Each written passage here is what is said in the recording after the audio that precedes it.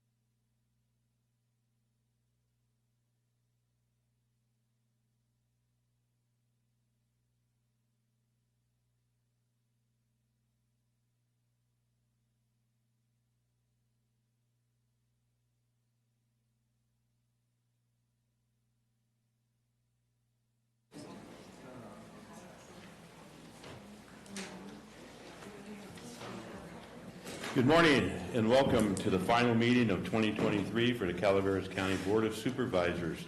Please rise if you can for the pledge.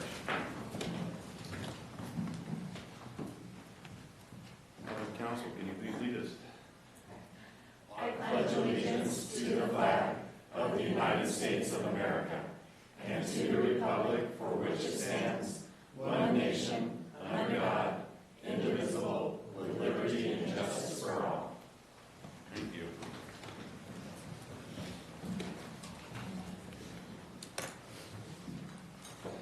We had a closed session scheduled at 8 a.m. and we had the closed session. Madam Clerk, can you please read out from the closed session? Closed session for today, December 12th, item 1, pursuant to Government Code 54957.6, conference of county designated labor negotiators Judy Hawkins and Nick Marvin regarding the following employee organization: Service Employees International Union, SEIU, Local 2015, board action, no reportable action taken. Thank you. The next item on the agenda is staff announcements. This is a time for county staff to provide updates of upcoming county events that may be of interest to the public. Do we have any staff announcements this morning? Okay, one at a time. Okay, don't rush the podium. Okay, none in the room. Do we have any online? There are no online requests. All right, well, that's the first for a while. Must be the end of the year. Lisa is here. All right, we'll move on to the next item. It's a general public comment. Any item of interest to the public that is within the subject matter jurisdiction of the board and is not posted on our consent or regular agendas may be addressed during the public comment period. California law prohibits the board from taking action on any matter which is not posted on the agenda unless it is determined to be an emergency by the Board of Supervisors. If public comment is completed before the 30-minute allotted time period, the board may immediately move to the next order of business. If public comment is not completed during the allotted time period, it will be continued as the last item of business in order to provide an opportunity for the remainder of comments to be heard. Are there any public comments this morning? None in the room? Wow, something's up. Okay. No staff announcements, no public comments. All right. We'll move on to the next item on the agenda, which is the consent agenda. Consent agenda items are expected to be routine and non-controversial. They will be acted upon by the board at one time without discussion. Any board member, staff member, or interested party may request the removal of an item from the consent agenda for later discussion. Is there any board members who wish to pull a consent item? Yes, I'd like to pull item number 8. Supervisor Fallendorf pulls number 8. Any other board member? Any staff member wish to pull an item off consent? No? Any member of the public wish to pull anything off consent? Seeing none, bring it back to the board. Open for a motion for the remainder of the consent minus number 8. So moved, Mr. Chair. I have a motion by Supervisor Stopper, Second. seconded by Supervisor Fallendorf. All in favor? Aye. Opposed? Passes 5-0. Supervisor Fallendorf, you pulled item number 8. Chair, actually, I should probably recuse myself from item number 8, so if it's all right, I'll zip out. Okay.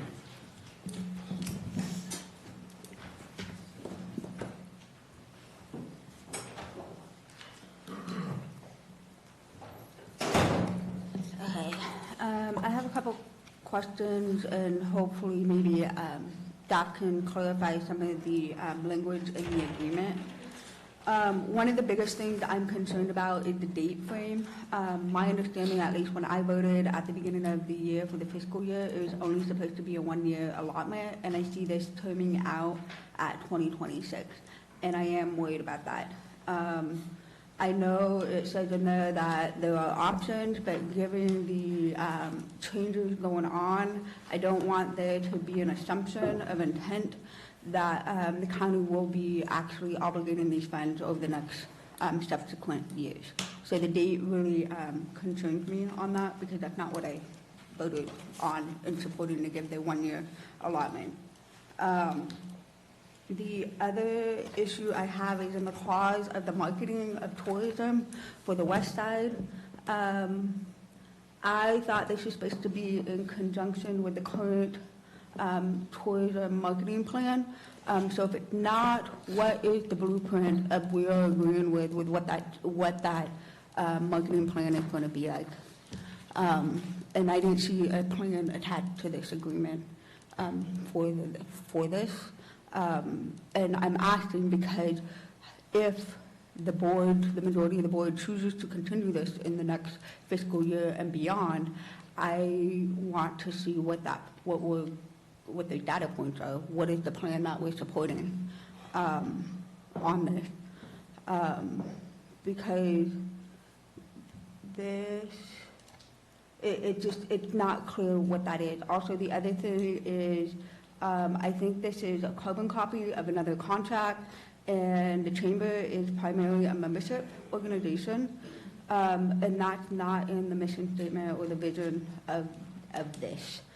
So I want to get that clarified because it seems to be a copy and paste from another agreement, and that's not what the chamber really is. The chamber is a membership organization of businesses that are focused on the economic growth and supporting the small businesses. And this, it doesn't make sense to me on that. And then the other concern I had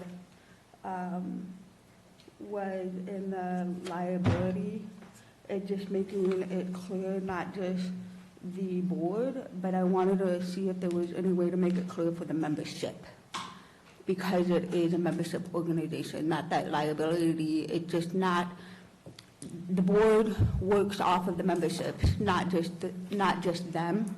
And so I want to make sure that the memberships understand what the board is agreeing to, and we're not holding the bag of any expectation from the county on the liability. So I don't know what that type of language would look like, but it does concern me a little bit on some of this, since it is kind of a carbon copy from another agreement and doesn't really focus on the chamber.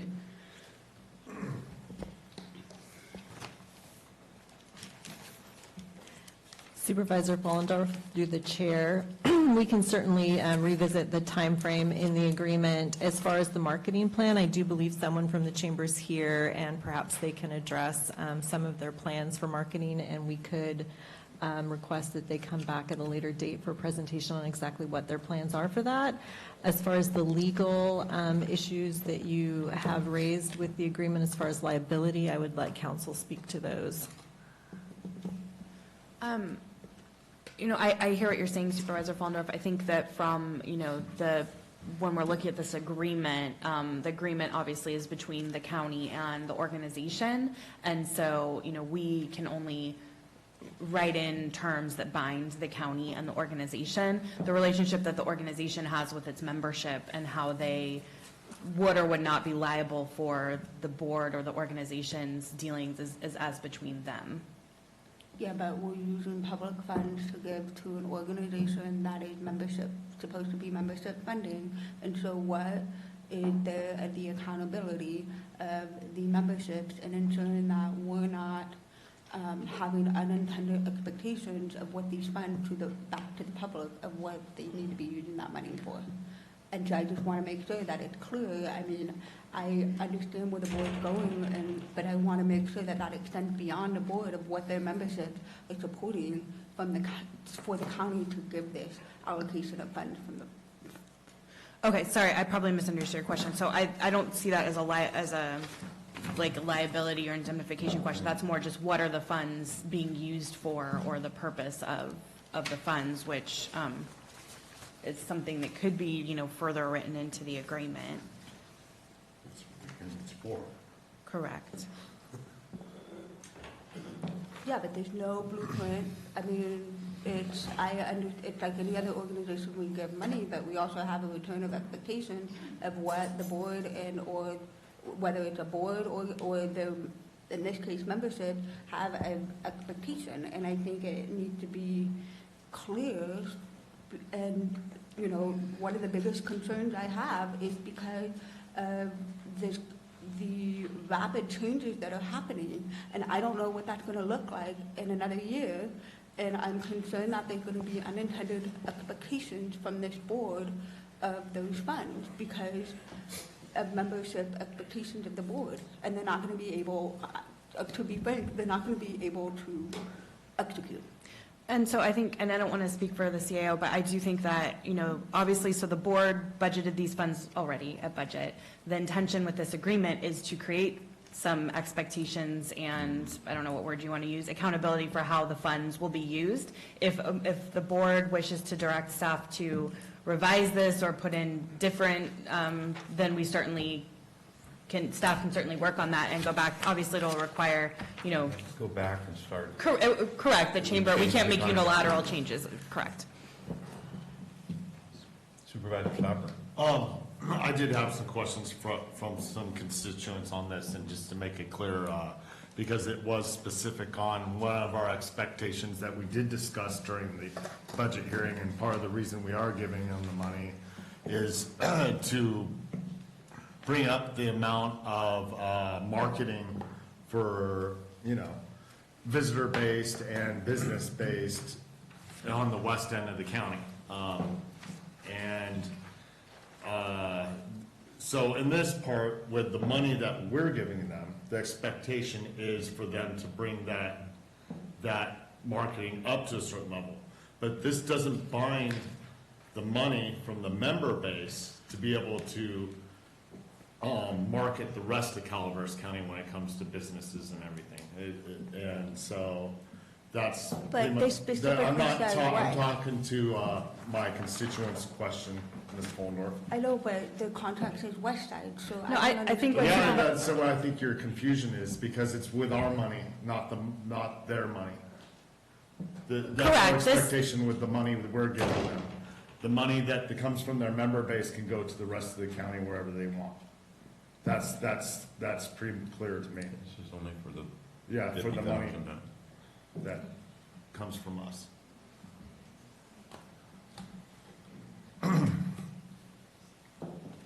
Yep. Chamber rep, you want to come, Michelle? Hi, I'm Rachel Sparks. I'm the Executive Director new of the Chamber of Commerce. Hi.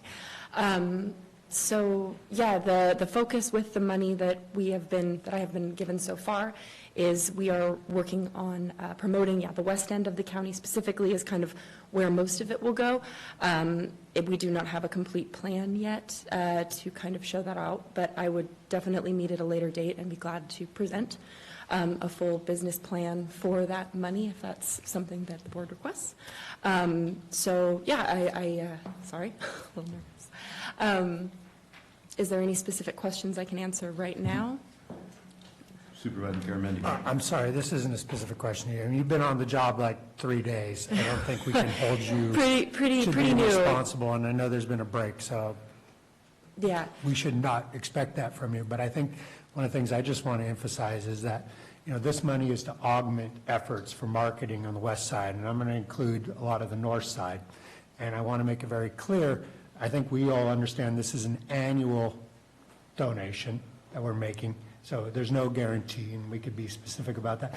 But I also want to make it clear that the Visitors Bureau does not absolve them from their responsibilities from taking care of the west side equally to what's going on the Highway 4 corridor. We all value that corridor greatly for our economy, but this is an augmentation, not a replacement. And I want to make sure that everybody's aware of, at least that's my interpretation of our intent. You know, I agree with Supervisor Garamendi on this. The CVB, we give year after year after year, we give them hundreds of thousands of dollars, and primarily their focus is on Highway 4 corridor. And for all the years I've been sitting in here, always saying we need some representation on the west side, equal it out, and we're starting to see that somewhat. The CVB was at the Craft Fair in Valley Springs at the parade.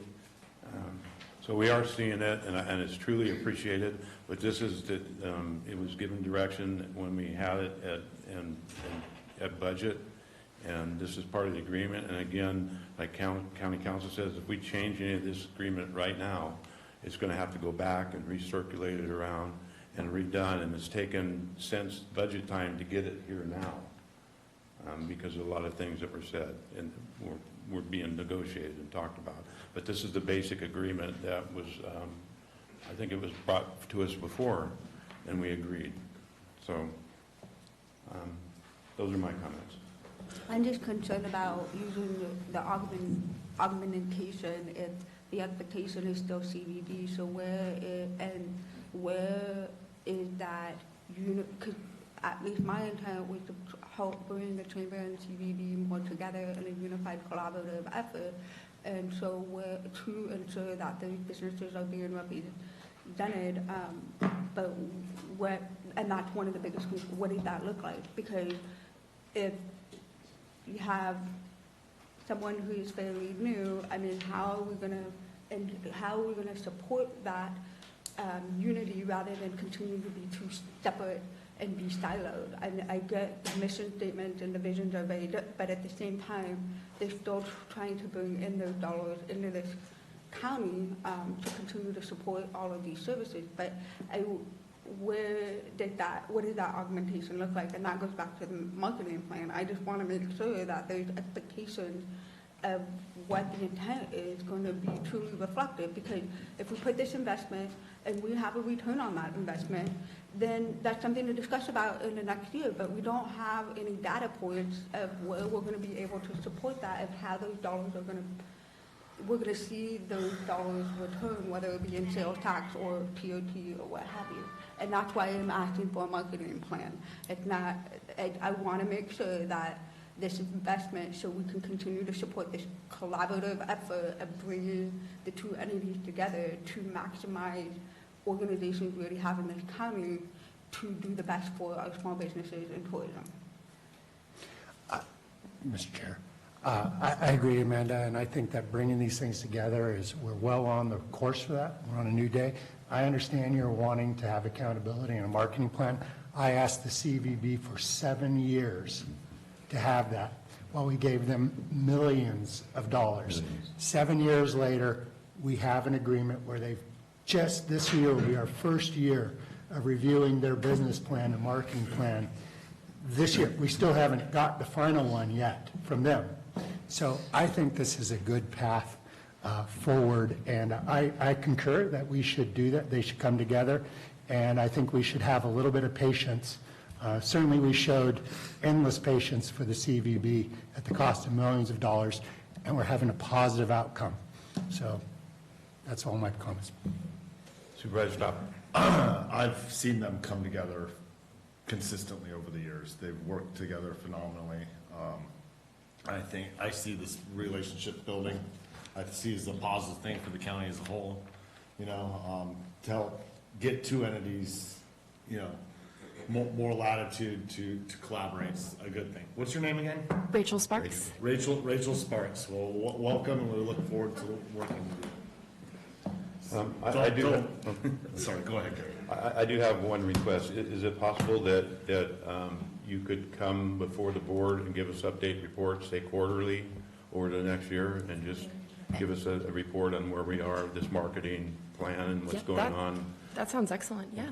And just to be clear, so that we're all on the same page, the agreement requires those things of the chamber. That's the idea, right? In exchange for the TOT funds, they will share a marketing plan, make presentations to the board, et cetera. So that is drafted into the agreement.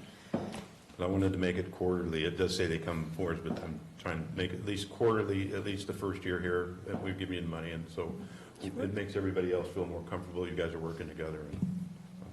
Absolutely, yes. Any other questions or comments? And public comments and questions? Any public in the room? No? How about online? Oh.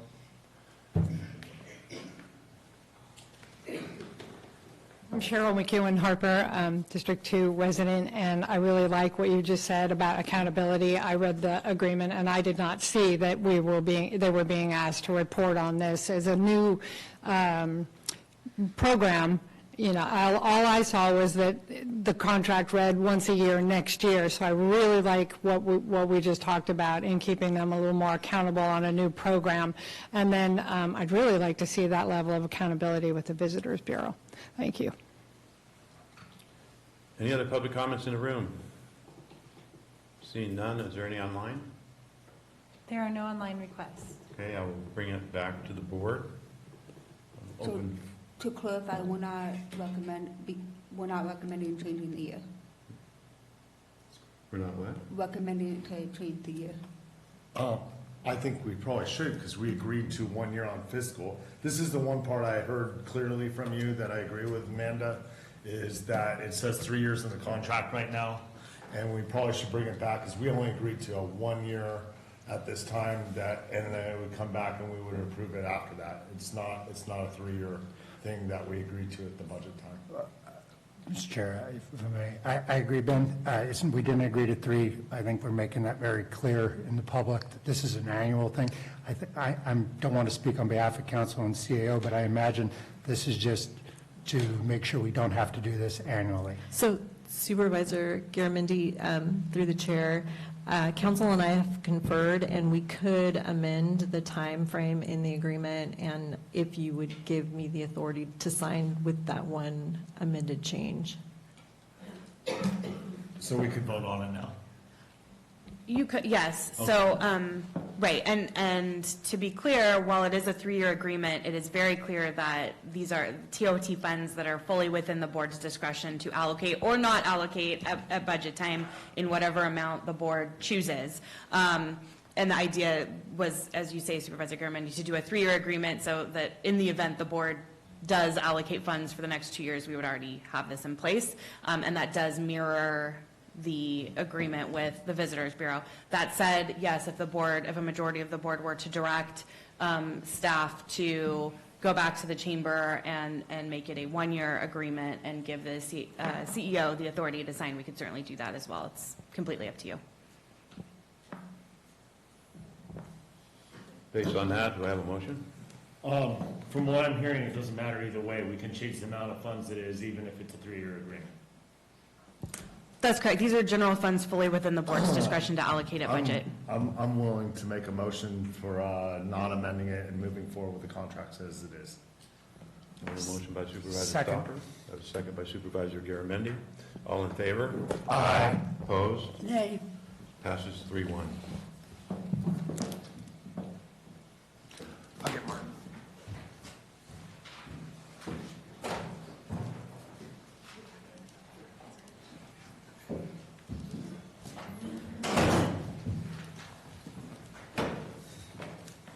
We'll move on to the regular agenda. Item number 29, this is an informational item from Economic and Community Development. This is received presentations from the Calaveras County Economic and Community Development Department regarding the 2022-2023 activities, and from the California Association of Local Economic Development on the economic development trends and opportunities. Kathy Galino. Good morning, Chair Tofinelli, Honorable Board, Kathy Galino. If I could have just a moment to set up, I'd appreciate it. How about 5 minutes? How about 5 minutes? You need a 5-minute break to set up? Oh, it's already set up? Okay. Okay, we're ready to go. As soon as we unlock that and let you in, it's unlocked. It's a secret door.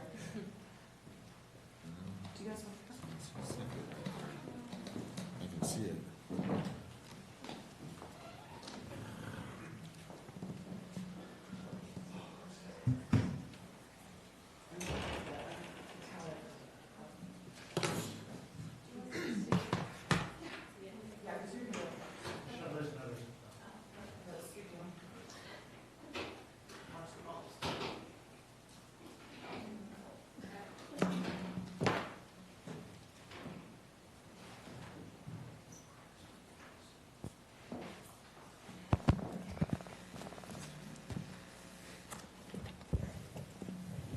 Good morning. Can you hear me? Good. So, It is on. it's on. Can you hear me? We can hear you. Sorry about that. So with me today, I have Gerbak Sahota, and Michelle Stevens with CalEd. They're going to be giving the presentation first, kind of going at a high level and looking down, and then I will go into detail in the presentation that I have prepared. So let me switch the presentations. Where's the... I apologize, I didn't realize you had two presentations. Yes. Okay, we'll give you the Sorry about that. Chair, can we take a quick break then, please? Suppose, can we have 5 minutes? 5 minutes? Take a 5-minute break. Thank you. You're welcome.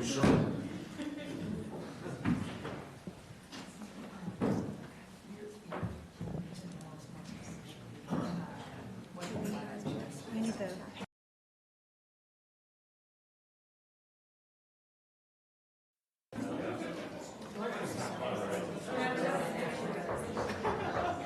Ready? All right, we're back in session. Kathy, are you ready? I am ready. Thank you, Chair Tofinelli, Honorable Board. Today with me I have Gerbak Sahota, who is the President and CEO of CalEd, which is the California Association for Local Economic Developers. And with her is also Michelle Stevens, and she's the Program Director at CalEd. So they're going to start with their presentation, and I will follow up. Thank you, Kathy. Good morning, everyone. Can you hear me okay? I'm loud without the mic. I don't know if this needs to be any closer, so just tell me. Is it? Is the mic on, Susan? Yes. Okay. Okay, awesome. So, good morning. It's great to be back in Calaveras and to see some familiar faces. If you're not familiar with us, with me in particular, as Kathy said, my name is Gerbak Sahota. I'm the president and CEO of the association. We've been around for more than 40 years. We are one of the largest economic development organizations in the country, and definitely the largest in California. We represent hundreds of jurisdictions across the state. So local economic developers, we believe that so much of what happens in economic development, creating economic opportunity, and driving the economy happens with local decisions and local work that you all do, as evidenced by the item that you had before us. So really pleased to be here and pleased to be back here. Some of our history with Calaveras is prior to the pandemic, we had a grant from the Federal Economic Development Administration. Our program director, Michelle Stevens, was working here locally to help with set up the CBRC. So we do have some history here, and I know some of you know Michelle as her family is, how many generations here now? Well, my generation's the sixth. The sixth generation here. So really excited to be here. We rarely get a chance to come up to the foothills and experience the beauty. It's almost always for work. So it's nice to have the drive up. I'm going to talk to you a little bit today about trends that are happening in economic development. I'd like to tell you that I'm going to share new information that you've never heard before, but I suspect that a lot of what we see happening across the state and nationally is what you guys are experiencing here locally as well. So if you'll please advance to the next slide. So you're going to have to forgive me. The slides that I have are more reminders for me so I don't forget to tell you stuff, less like informative for you. So before I get into the trends, one of the things that would really be helpful, because I want to make sure we're speaking to the issues that matter to you, if you don't mind taking like a minute apiece, just telling us who you are and why you think economic development is important, or if you have a specific question you'd like us to address. Because, again, we don't get up here very often, so if there's something that we can do while we're here or information that we can provide during our short presentation, I want to make sure that we do that. So, Mr. Chair, however you'd like to do that, if you want to have specific supervisors or do it in a specific order, just a quick who you are, and if there's anything you want us to address or your interest in economic development would be helpful. Supervisor Hubbard, would you say anything? Martin Hubbard, I'm District 3, which is from Vallecito to the Alpine border. So my district raises over 5,000 feet in elevation. It's very diverse in that respect. I would say economic development in the upper Highway 4 corridor is essential. We have a lot of outdated buildings, abandoned buildings, and it used to be a thriving area. It's more of a drive-through area at the moment. I would look to hearing from you how we could turn that around. Thank you. Jack Garamendi, District 2. I represent the north side of the county down to Valley Springs, including those people who live on the other side of the Fourth Crossing. I do have territory over there, the Stevens and the Ponte family. So good to see you. Thanks for. It's always good to have local folks coming home. Well, we need help on most of my businesses. Actually, almost all my businesses are small businesses. One person, maybe two people, and they need assistance. Startup assistance, it's not a lot, but just enough to get going. It's very difficult to make it as a small business, especially in things like retail in my district. So keeping our downtowns alive and vibrant, not looking at landing a microchip processing manufacturing company, which is a great ambition, but we've got immediate needs too. Thank you. Amanda Frauendorf, I represent District 4, which now encumbers the city limits down to Calaveras to the county line.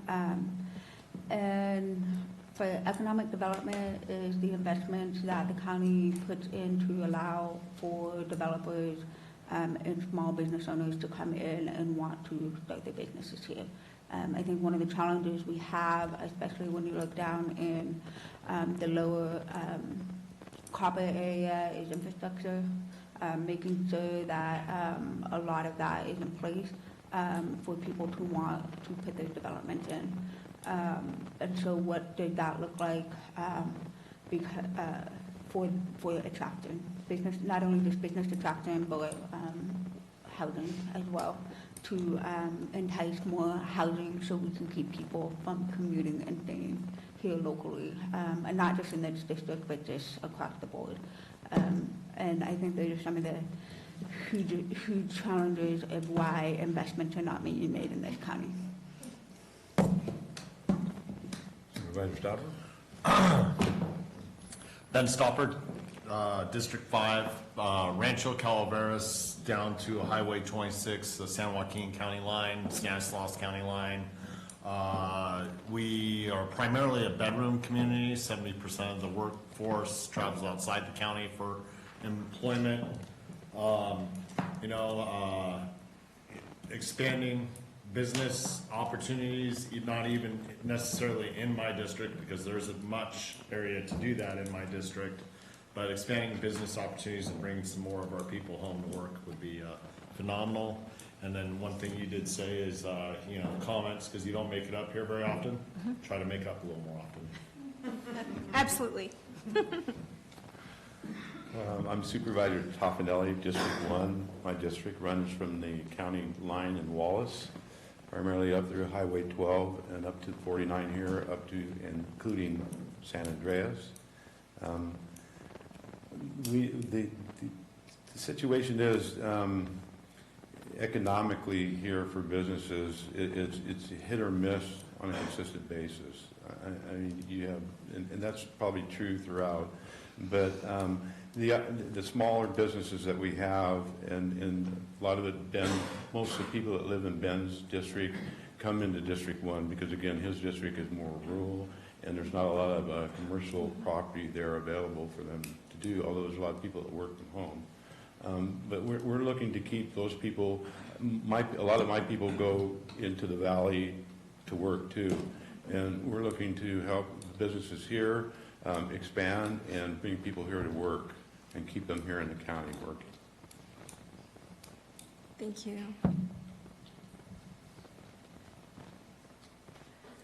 That's really helpful, and it certainly resonates with a lot of what we hear, not just from rural communities, urban communities. I'm going to go through a couple of slides just to talk to you big picture about what's happening in the environment, and I'm going to do a quick run back down of the things that you all brought up and make sure I've addressed each of them. So I'm going to talk quick because I think I have like 5 minutes. So the current environment, prior to the pandemic, when we talk about economic development as being the creation of wealth through which community benefits are realized.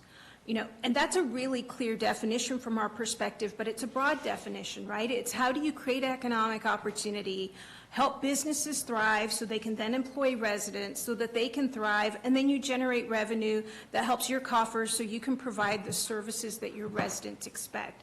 We see it as really circular and really important work, again, most of which that happens at the local level. One of the things that happened during the pandemic, and I suspect, again, that you're hearing some of this here, if not, certainly in the state rhetoric, is the way that people are talking about economic development doesn't necessarily sound like the business case for economic development that we used to. A lot of it's around social justice issues, around equity, comments like, we haven't provided economic opportunity for everyone. What does that look like? Who's being left behind, and how do we address that? So even in the programs and the funding that we see coming out from the state and federal level, you see that thread that goes through that conversation when people are now talking about economic development. It's less about, you guys were talking about metrics of success for the contract that you have prior. It's very difficult sometimes to create metrics around some of that social language around what economic development looks like. In the past, you would see measures that were either job creation or how many empty buildings do you have? What does your workforce leakage look like? How many of a specific industry do you have here? What's your competitive advantage and disadvantage? A lot of that language might be happening at the local level, but it's not necessarily happening in the discourse that you hear out and about around economic development. So that's a very noticeable change that we see. And in some places, it's absolutely a good conversation that it needs to be had. But the challenge is we're also seeing a change in the people that are doing economic development at the local level. It's not necessarily, folks that have been in the profession 20, 30 years. It's not necessarily folks that came in with the same mindset of I want to help businesses thrive. And in some cases, it's not local government. It is a nonprofit or a community-based organization. That shifts what economic development looks like at the local level. It makes it even more important that public entities like counties and cities stay at the table either as the driver of economic development or a very active participant in economic development. It's great to see that you guys have Kathy as a dedicated economic developer and that she has been here for so long because she sees the shift the same way we do and has an understanding of how to change that language to make sure that she's bridging those two worlds, not just the social piece of what economic opportunity looks like, but the metrics that you expect to see from a solid economic development program. So we're seeing a big change in the people and the language and how it's implemented. The one thing I don't think has changed is economic development is about strategically creating your preferred future. That's a message we share over and over again because, again, in some of that conversation, what we're seeing, and I absolutely understand why, is a look back to where, who did we not help and how do we fix that moving forward? But in that conversation, what can't be lost is what do we want our cities and counties, our state to look like in the future? What are we creating for the next generation? So the conversation about filling those buildings, getting more folks up, great to hear the two of you talking about how I might not have space in my district to have more businesses, but you do, so we should find ways to help your area thrive so our workers can stay here. One of the biggest challenges we see in rural communities, and I would say probably now a little bit in the state as well, children that get educated and don't have an opportunity to come back, so they don't come back.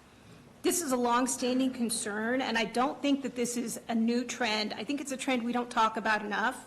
One of the other pieces of that is what's happening in our rural communities post-pandemic. We do know that during the height of the shutdowns, the state auditor did a report on the funds that were going to rural communities versus their urban counterparts in California, and there was a stark difference in the amount of funding that rural communities were getting per resident.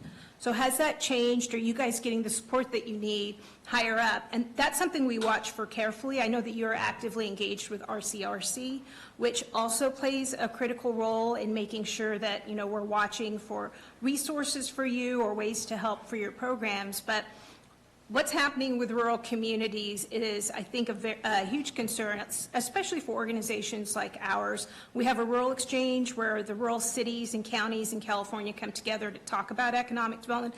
Kathy's attended most of them, and it's really interesting to see how the issues have shifted again from our business case discussion on economic development to we're having issues with homelessness, mental health, housing, infrastructure, broadband. So it's much bigger than just the conversation about jobs, economic opportunity, and how to help businesses. So I suspect you're seeing that as well. We're certainly seeing it across the state. Next slide, please.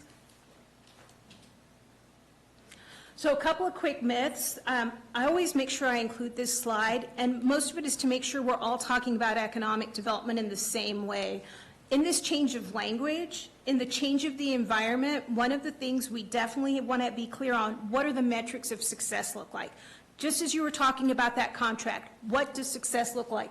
It's not only about jobs. It's really important that you all be clear about that. We don't know what the economy is going to look like if we are going to see a recession. We know the budget challenges at the state level. If the only thing your economic development program can hang its hat on is the number of jobs created, that's going to be problematic. It's also, how do you help the folks that are currently employed stay employed? How do you help your entrepreneurs start businesses? So that metric's got to be much broader than just jobs created.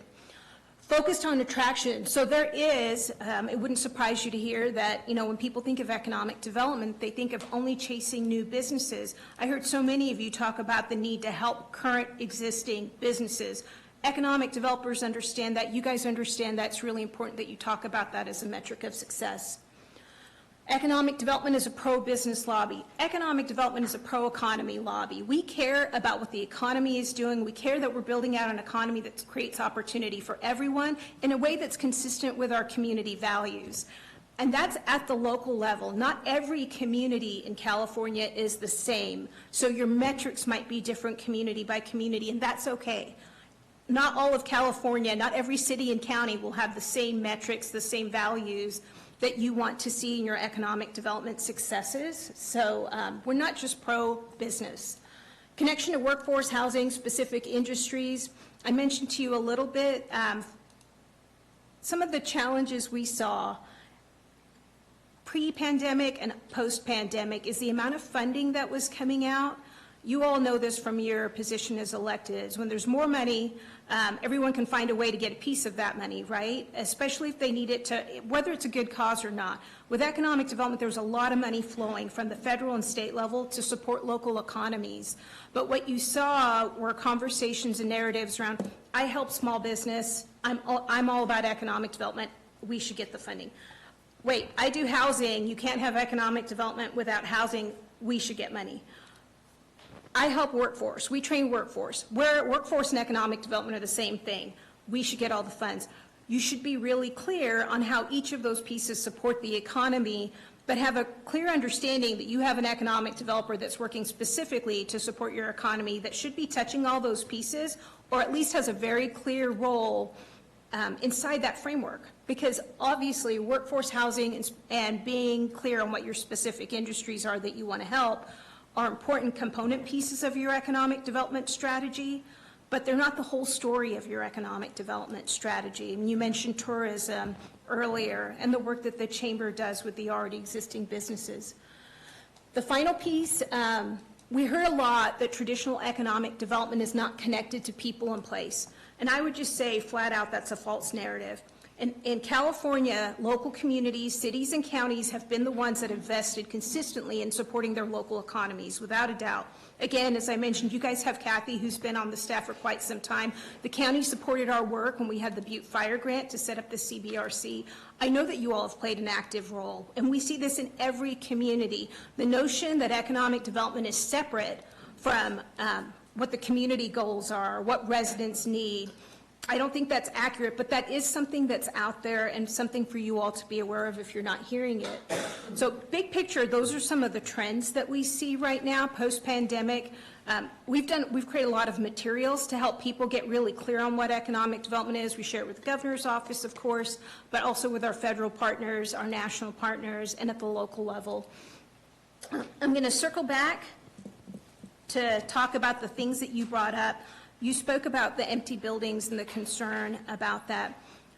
That's not an easy challenge to address, because I do think one of the things, and Kathy will probably speak to this, is having a clear understanding of what the competitive advantages, or any disadvantages as well, of your district, and if there's opportunities there that, that meet that assessment, and I think Kathy will be able to speak to that.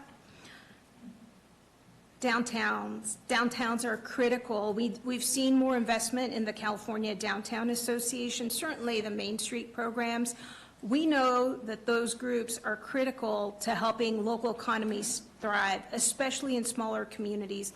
What has been difficult is finding somebody with technical expertise, sometimes in the community, that can help those businesses. So whether that work happens with Kathy or the chamber, that is one-on-one work. There's a lot of resources out there for small business. I just don't know how that connection happens between the amount of funds that are flowing at the state and federal level to get to the business without having a connector, whether it's your staff or someone that you have contracted with to get that information. But I think you have opportunity, even as the budget gap and the budget changes, there's still pots of money out there to support businesses, even if it's a startup. I think there's that seed grant program that you're familiar with. Let's see, keeping people local. I think several of you said that. Again, that's really having a key understanding of what your local competitive advantages and disadvantages are.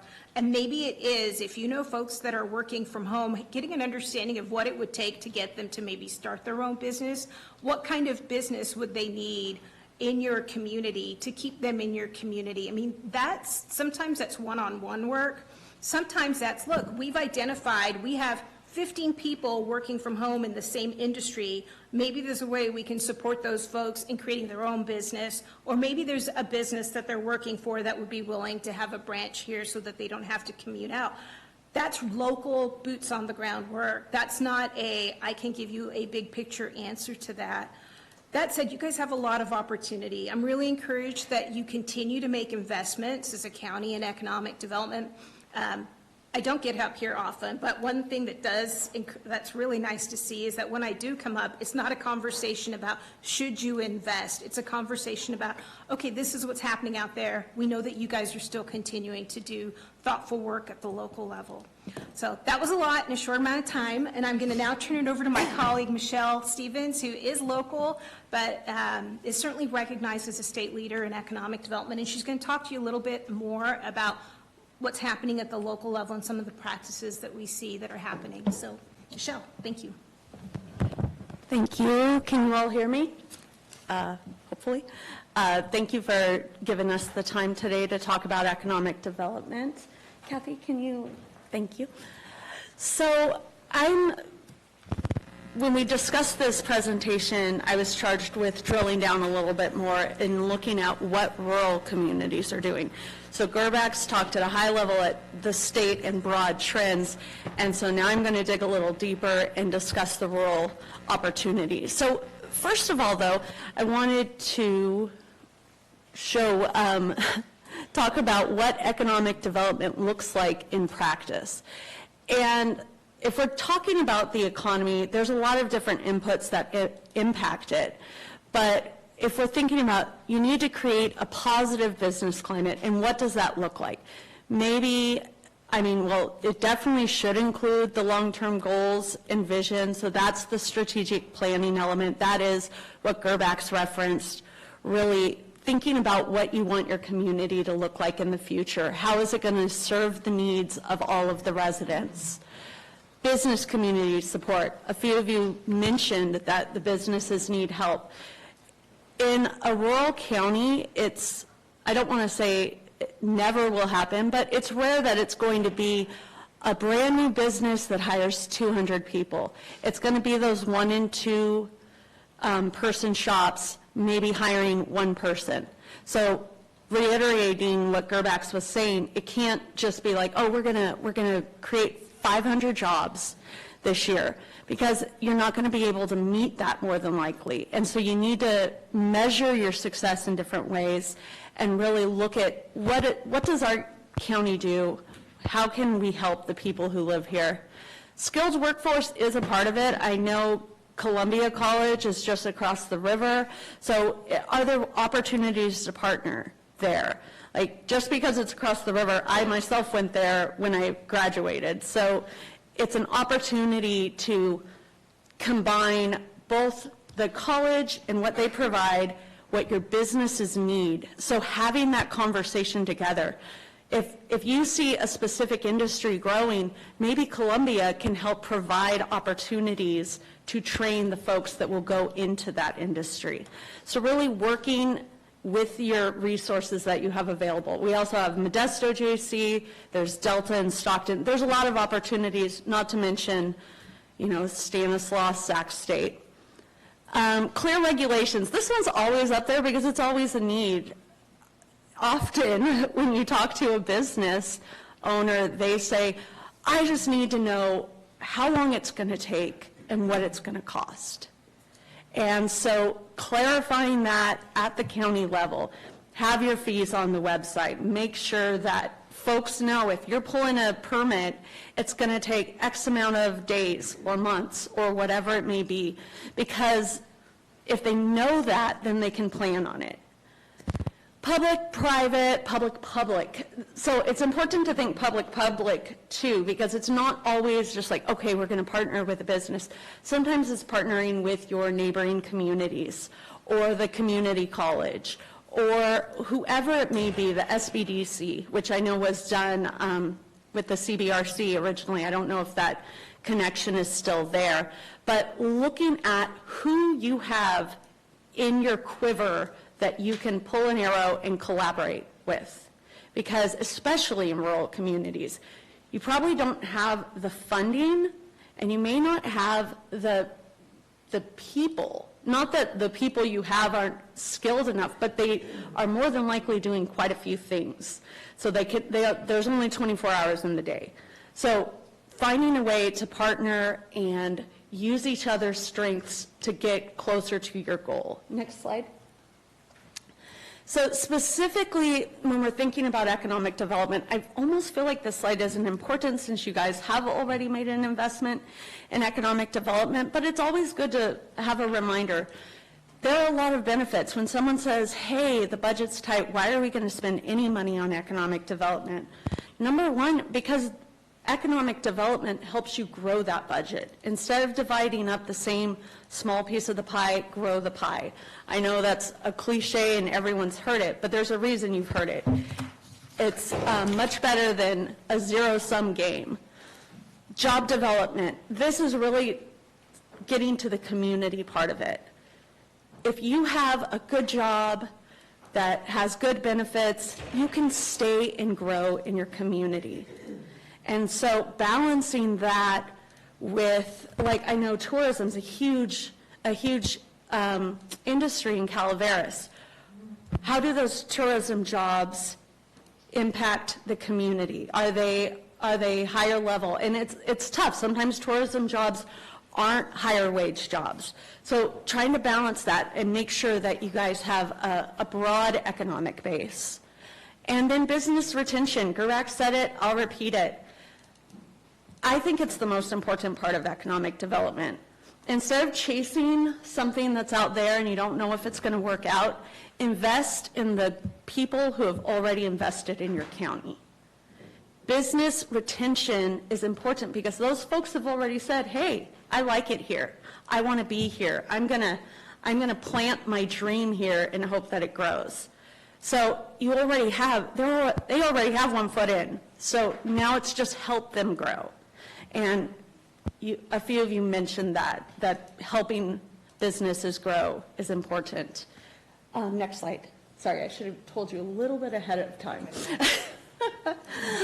So some examples, we've already talked about it, business outreach. This really is the one-on-one stuff. This is, business owners want to have an opportunity to see their representatives in a positive way. Getting your county, getting your tax bill is not a positive interaction. Finding out that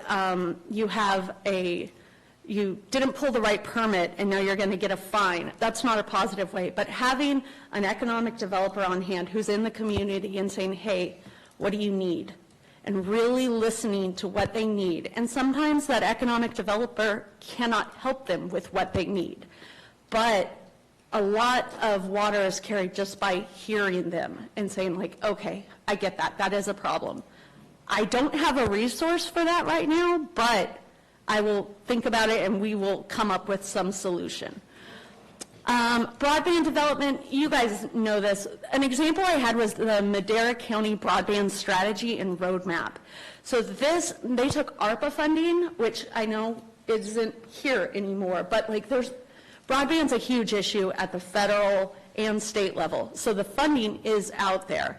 So, but they use that ARPA money to do the study and come up with their roadmap. And now they are moving on that path.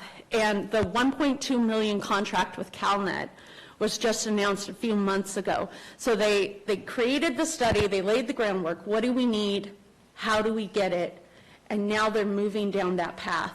And so broadband is a key element of infrastructure, but you have all the other infrastructure needs as well. I know Supervisor Follendorf mentioned that in the copper area. So there are other resources available that may or may not work. There's different funding resources at the state level, tax increment funding. That may be a good fit for building infrastructure. It may not be. It all depends on how much success you can have in that parcel after you make that investment to see if it all pencils out. But those resources exist, and we have a lot of materials that explain how they work. So you can kind of check it out and see, does this make sense for Calaveras? Planning, I mean, you're not going to go anywhere if you don't have a plan. So that's your economic development strategic plan. That's the CEDS, the Community Economic Development Strategy. CEDS are especially important because to get federal funding from the Economic Development Administration, you need a current CEDS. So sometimes, I mean, I guess it's a little of the carrot stick situation. To get that federal money, you do need to have your plan in place. And so you might as well take advantage of that. Don't just do a really quick whatever works, let's not think about it. Use that as an opportunity to outreach with your community, find out what their needs are, find out what they want to have their community look like in the next 10, 15, 20 years. Also a huge thing that's happening in rural communities, this isn't going to be surprising, recovery and resiliency planning. So much like most communities throughout the nation, different impacts, whether it's a natural disaster or an economic disaster, like the pandemic, it's not a hurricane, but it certainly had an impact on our economy. Wildfires, all these different things, earthquakes in some areas. If you have a plan to be a resilient community, that makes your recovery that much easier. It won't be simple, but having a plan, building in that resiliency, and say you do have an impact, say you have a wildfire, when you're doing the recovery work for that, don't build it to what it was before the fire, build it to what it needs to be in the future. So use that opportunity if you do get disaster funding to build what you want to see, not what you had. And then take advantage of available resources. I mean, everyone, I'm sure Kathy does not appreciate me saying that because she's probably filling out grant applications left and right. But there are, excuse me, there are programs at the federal and state level that can provide funding. But also, there are programs that CalEd, next slide, has available. And we have some of them here, but all of these are available on our website. So if you want to look deeper at these things, you can check the website. This is our tax increment financing guidebook. That's the second edition because in recent years we've had state legislation that has tweaked some of the requirements and the rules. This is a soup to nuts.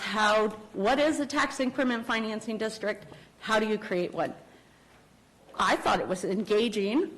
It might be boring and help you get to sleep at night. Either way, you have copies. You can check it out and see if this might be a good fit for Calaveras. This is in reference to our Economic Development, Recovery, and Resiliency Guidebook. This is the exact summary. But if your interest is piqued by this document, then you can dig into the full playbook that is on our website. Also, we reference the California Rural Infrastructure Guidebook. This looks at all of the different financing resources that are available for infrastructure. We published that, I want to say, in 2018. So it's been a minute, but a lot of those resources are evergreen. So you can check out that guidebook. And then lastly, the project development and finance, that is a new division that we just started that is focused on real estate development and site development and the finance aspect of that in the community. So if that is something that is interesting to Calaveras County, that is a group that you can join as CalEd members and get involved in that and look at, well, what does the detail work of getting this parcel developed look like? And I know we are wildly over time. So Kathy, if we can hand it off to you, or if you want us to do questions or wait till the end. Chair, how do you feel? Do you want to do questions now or wait to the end? You guys do your presentation? Yes. We can wait till the end of your presentation. Okay, I'm going to go very quickly. I know. The board can ask questions immediately now. Okay, go ahead. So one thing I want to mention, thank you, both of you, so much information. You're doing a tax increment financing, you're doing a project development finance seminar in January, correct? Yes, the 24th of January in Sacramento. Right. So I'm hoping to attend that and would obviously love any of you to join as well, because I think there's going to be a lot of information. All right. So now I'm going to pull up my presentation. Or Stacy's going to help me pull up my presentation. And I'm going to go really quick. There was a lot of information, and I appreciate your time and things today. So, We'll give you 5 minutes. okay. I know, she has the meat. Well, and that's what I'm going to be providing is kind of what have I been doing for the last year. I work with a lot of you, each of you, on the different things that I do in your district, in the county, in the 5-county region. And so I kind of want to share just some high-level stuff. And also ask, I will be coming back for more direction on how we're going to implement our SEDS, which just went to EDA yesterday. Finalized yesterday. Thank you, Supervisor Stopper. So, hey, it's been a work in progress, but it's a huge, important thing that's happened for Calaveras County is getting that SEDS over the finish line. So I'm not going to belabor my mission. I think you guys pretty much know what my mission is. It's primarily to help and work with our business community, with our community associations, with our tourism, with our chamber, with our various organizations throughout the county, and to really keep our dollars local. So what is economic development? I think you've got that now. So let's talk about goals, and that's really where I want to focus. My 22-23 goals and kind of what was accomplished last year or this year. I worked with over 60 businesses with a wide range of assistance, including technical and permitting assistance, developing resources, disaster recovery. Yes, my first 2 months of this year was disaster recovery, disaster response, and working our disaster recovery centers and working on grant funding and loans and programs. Multi-agency response team meetings. I work with our land use department heads, our planning department, our building official, our public works director. Sometimes we'll have a business come in and they're trying to figure out what they need to do or how to fix something or change something. And so I help lead those discussions so that we have a roundtable discussion. And all the questions can get answered at once. It's not, oh, I forgot about this or I needed this. I didn't know about that. I'm working with developers right now, 4 of them. Because one of the things we all know is housing is a major issue. We need workforce housing. We need all types of housing. I'm working 12 grants. Yeah, I'm working on 12 grants, 47 million. Whew, that's quite a bit. It's not all for Calaveras, so I'm working on that next year. New business markets, looking at biomass is a big thing that's happening. A food meat processing facility, clean tech manufacturing, and some others. I can't see the last one, but that's okay. Oh, the business-friendly checklist. Yes, that's an attachment in your packet. It was a fun project that I did with RGS to find out, is Calaveras business-friendly? And overall, we did very, very well. There's some areas that we need improvement, primarily in permitting and streamlining. So business assistance on the direct numbers, 10 businesses and 20 individuals during the storm damage and recovery process this year from the winter storms. We did site visits. I did site visits with FEMA and SBA. We helped I helped with the disaster reporting website set up. Played PIO, and I'm sure you got tired of all my emails, and I do a lot of outreach when I can.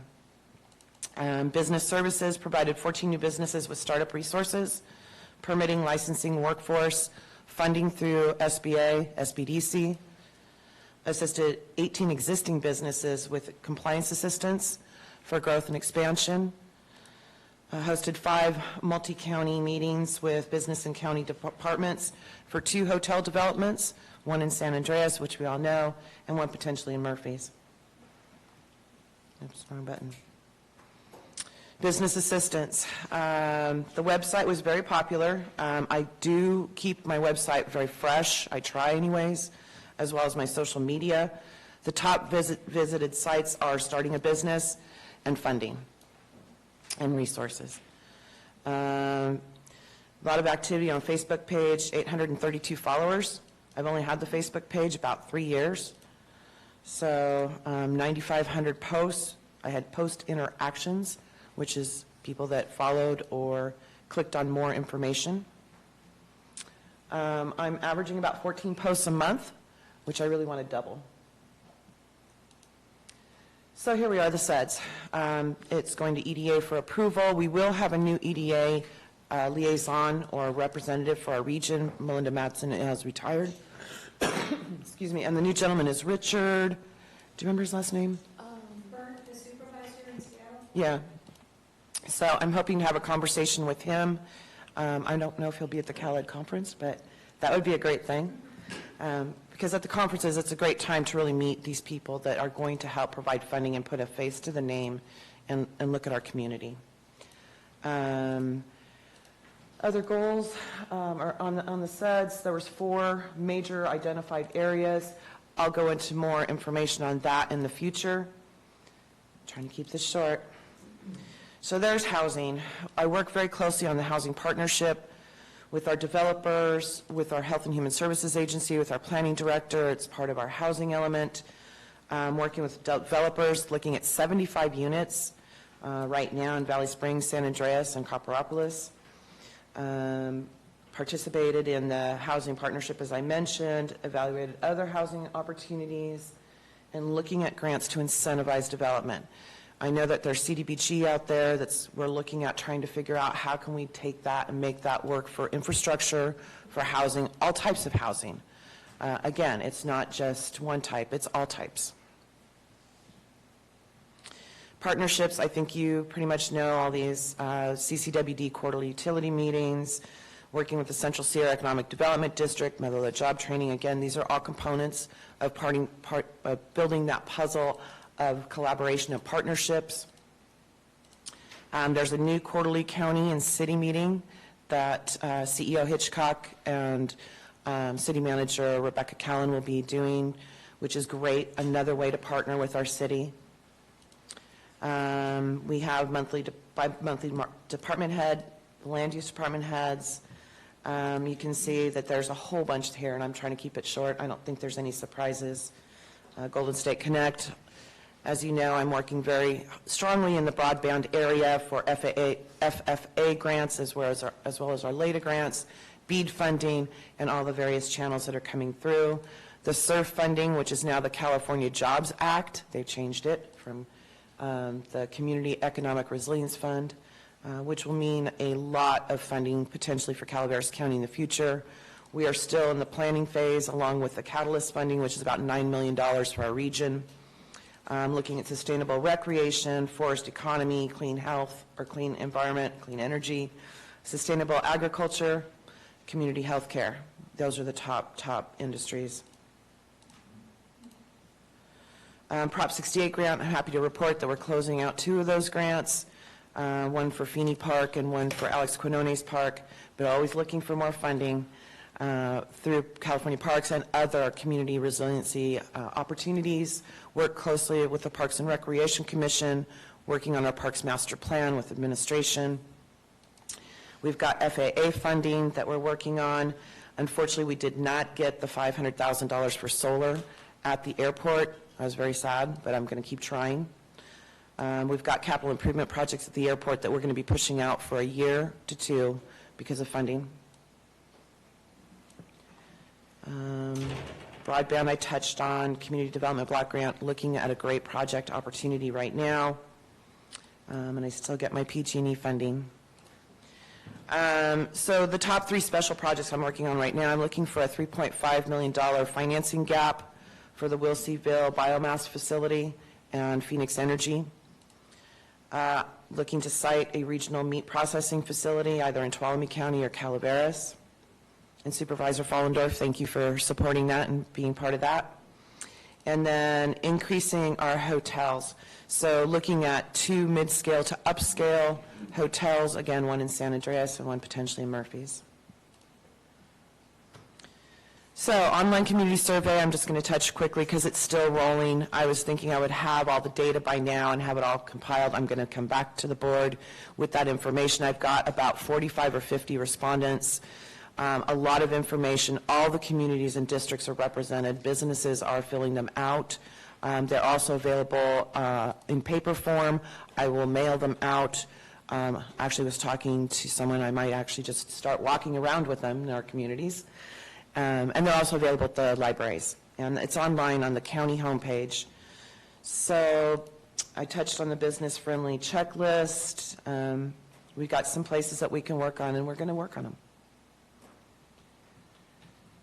Extras, these are just extras. I love our community. I love Calaveras. I like to work with our special groups, our community organizations, whether it's a parade or lumberjack days or community open houses. There's a lot that's been going on. A lot of our community is pulling together, especially in San Andreas. We're seeing that it's a local grassroots effort. Moke Hill's done it, Murphy's has done it, and Copperopolis as well. So I help wherever I can. So going forward to goals, there's a lot here. The biggest thing for me is going to be developing and implementing the SEDS and looking at attraction plan, a marketing plan, working with the chamber, looking forward to promoting and really focusing on those areas that are of most importance to you.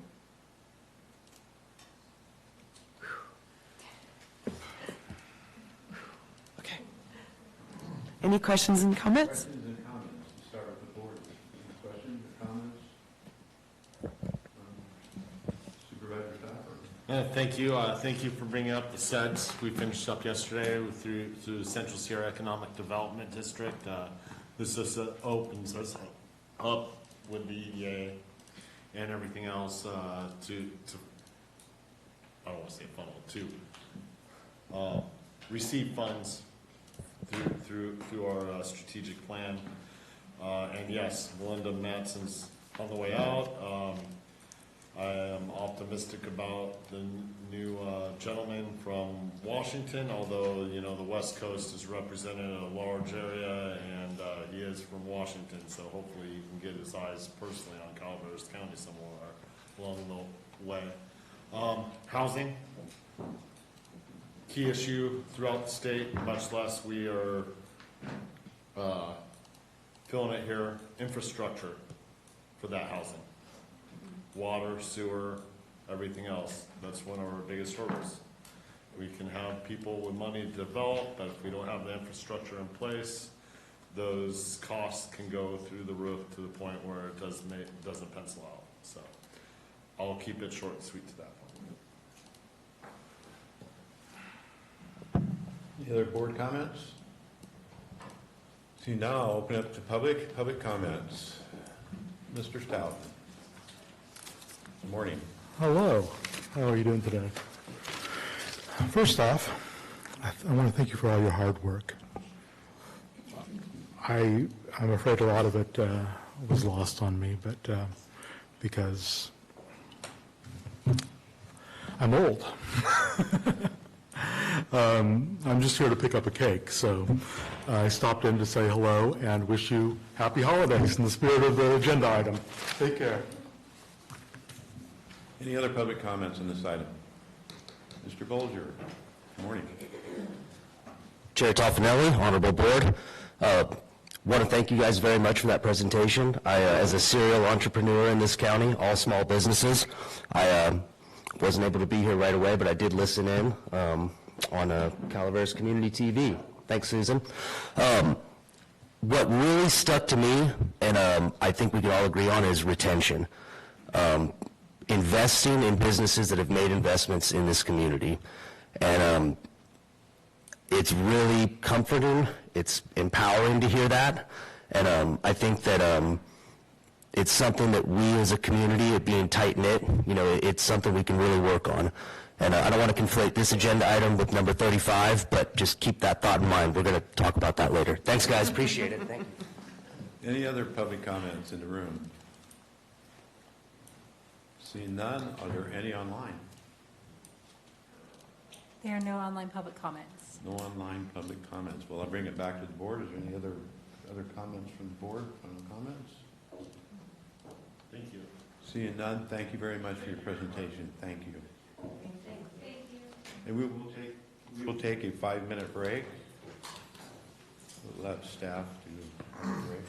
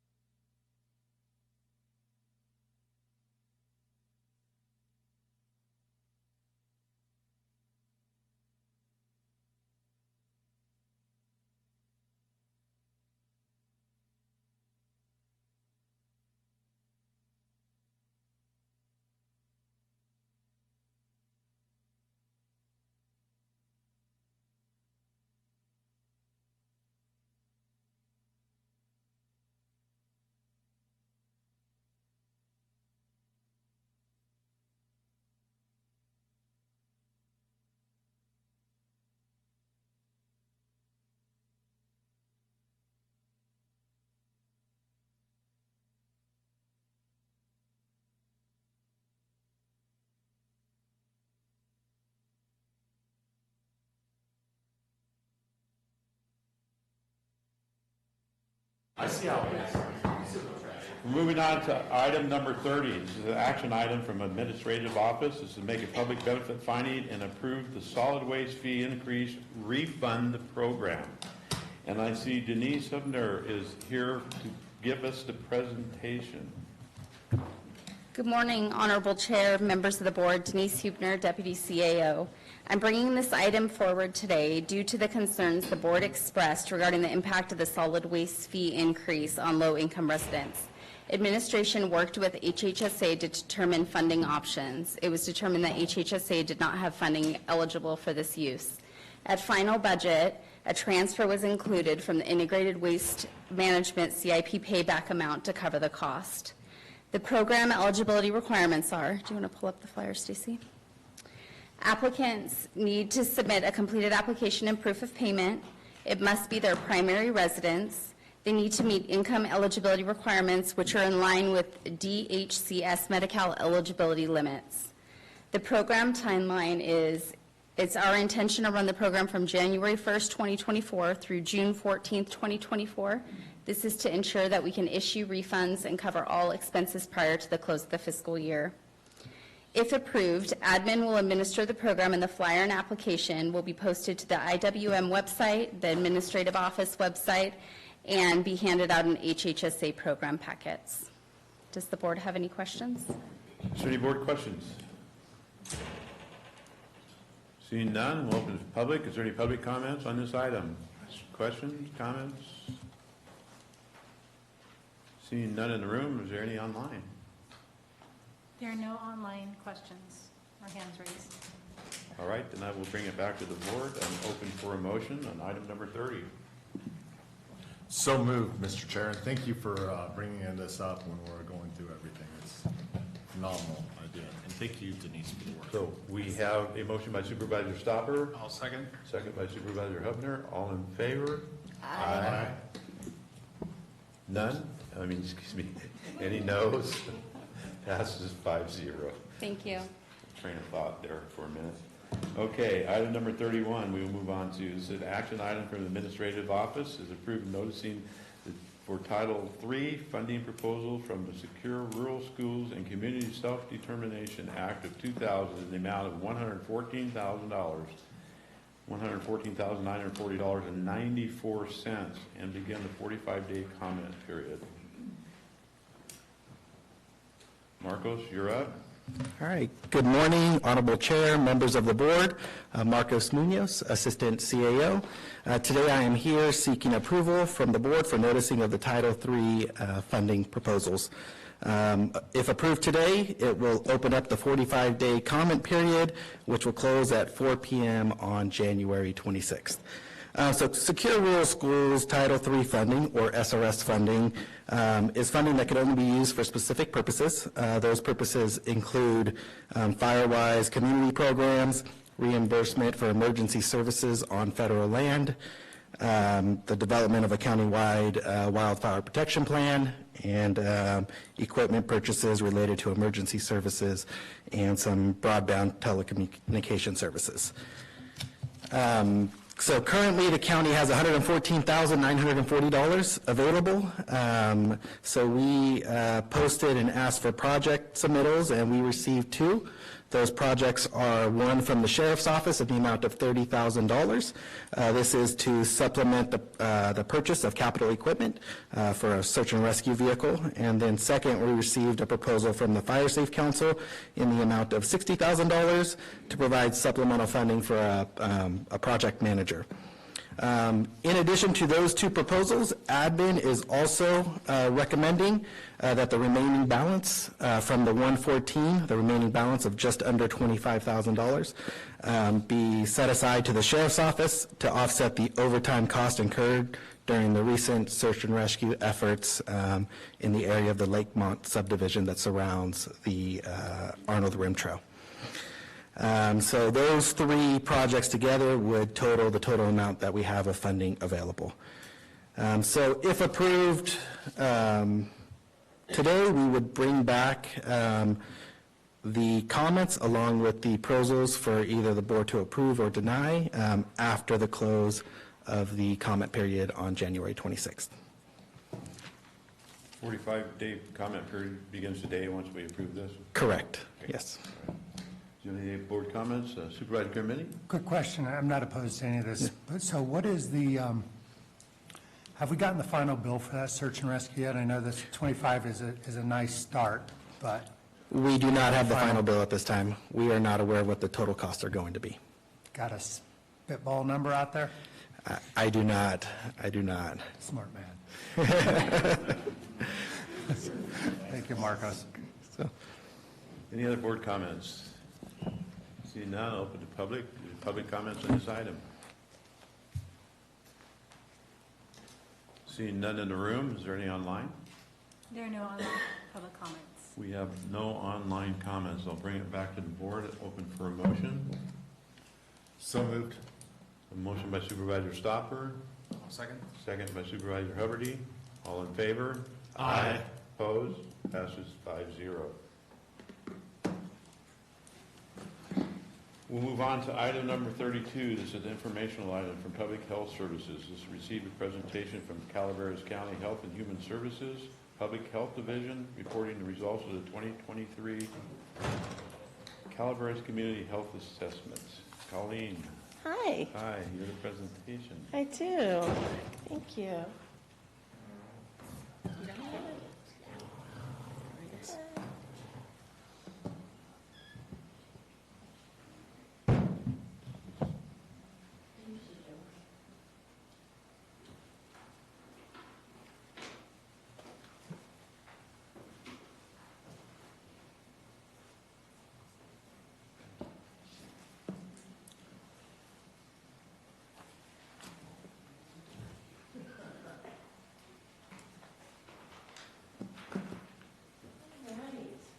Well, good morning, Board Chair Tokenelli, members of the board, CEO Hitchcock, and Calaveras County members. We are from the Calaveras County Public Health Division. My name is Colleen Rodriguez, and I'm the Deputy Director of Calaveras Public Health. Oh, I was talking because I was actually quite loud. So I'm Colleen Rodriguez, and I'm the Deputy Director of Calaveras Public Health. Hello, my name is Waqas Hanafi. I'm a health education specialist at Public Health. Haley Graham, Health Education Program Manager at Calaveras Public Health. And we just want to thank you for the opportunity for us to share some of the 2023 Calaveras Health Assessment results with you today. We've brought some copies of the executive summary. You all have a copy, but there's also some copies on the podium if anybody in the audience wants to see one. They're pretty fancy, and if you want to follow along, we encourage you to do so.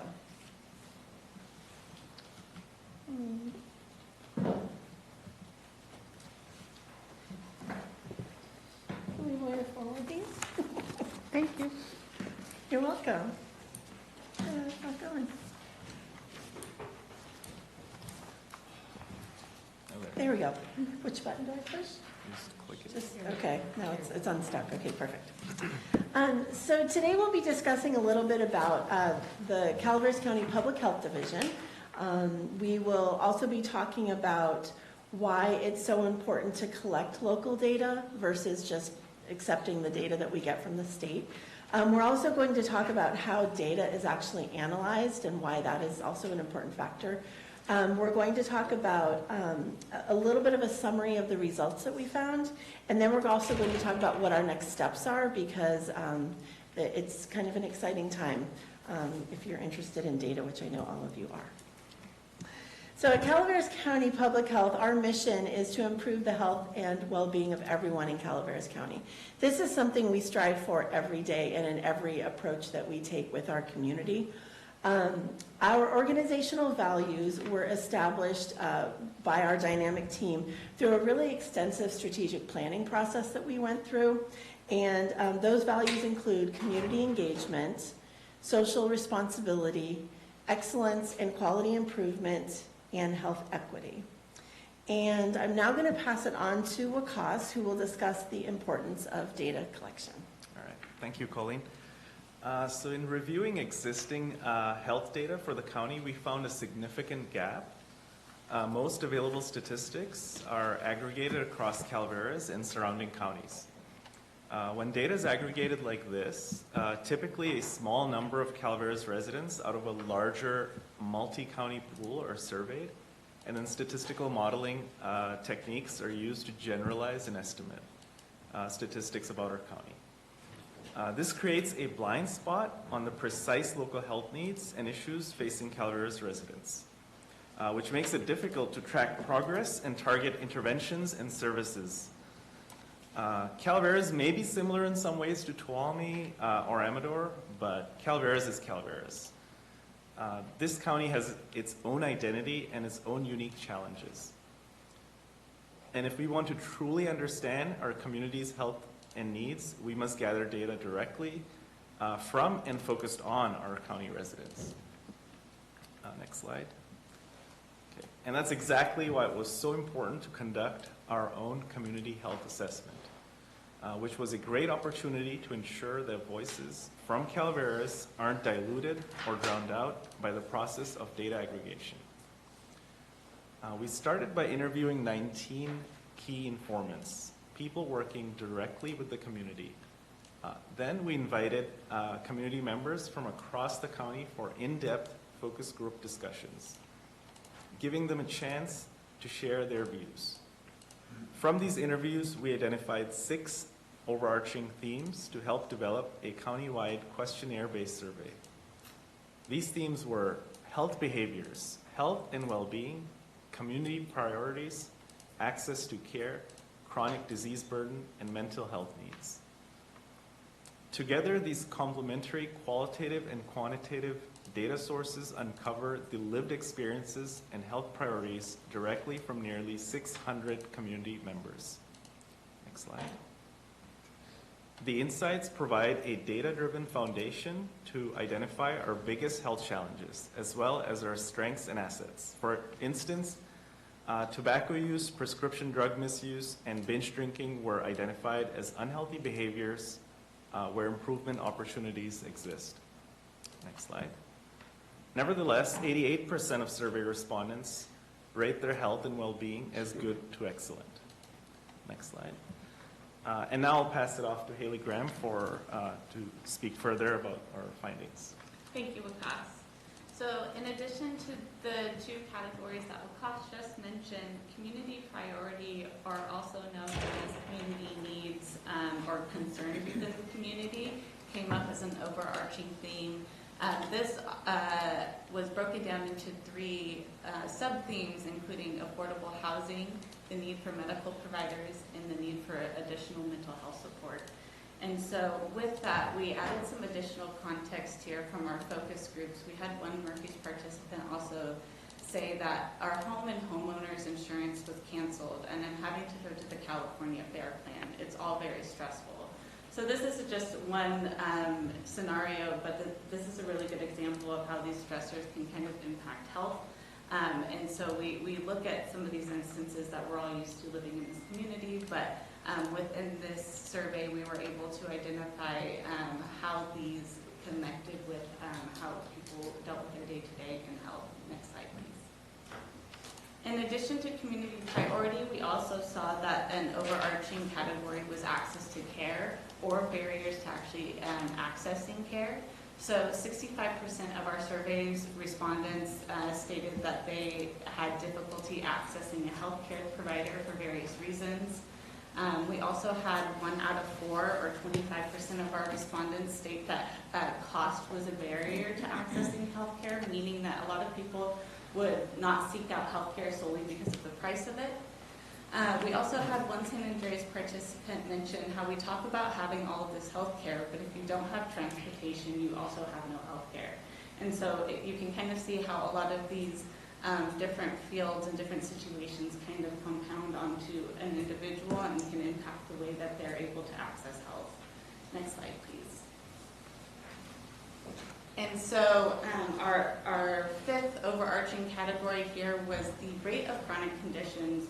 We were able to identify some self-reported chronic conditions that came over thematically over the 3 methods of surveying, which included mental health diagnoses at 25% for our respondents, cardiovascular diagnoses at 15% for some of our respondents, and then 9% of our respondents reported a respiratory disease diagnosis. Next slide, please.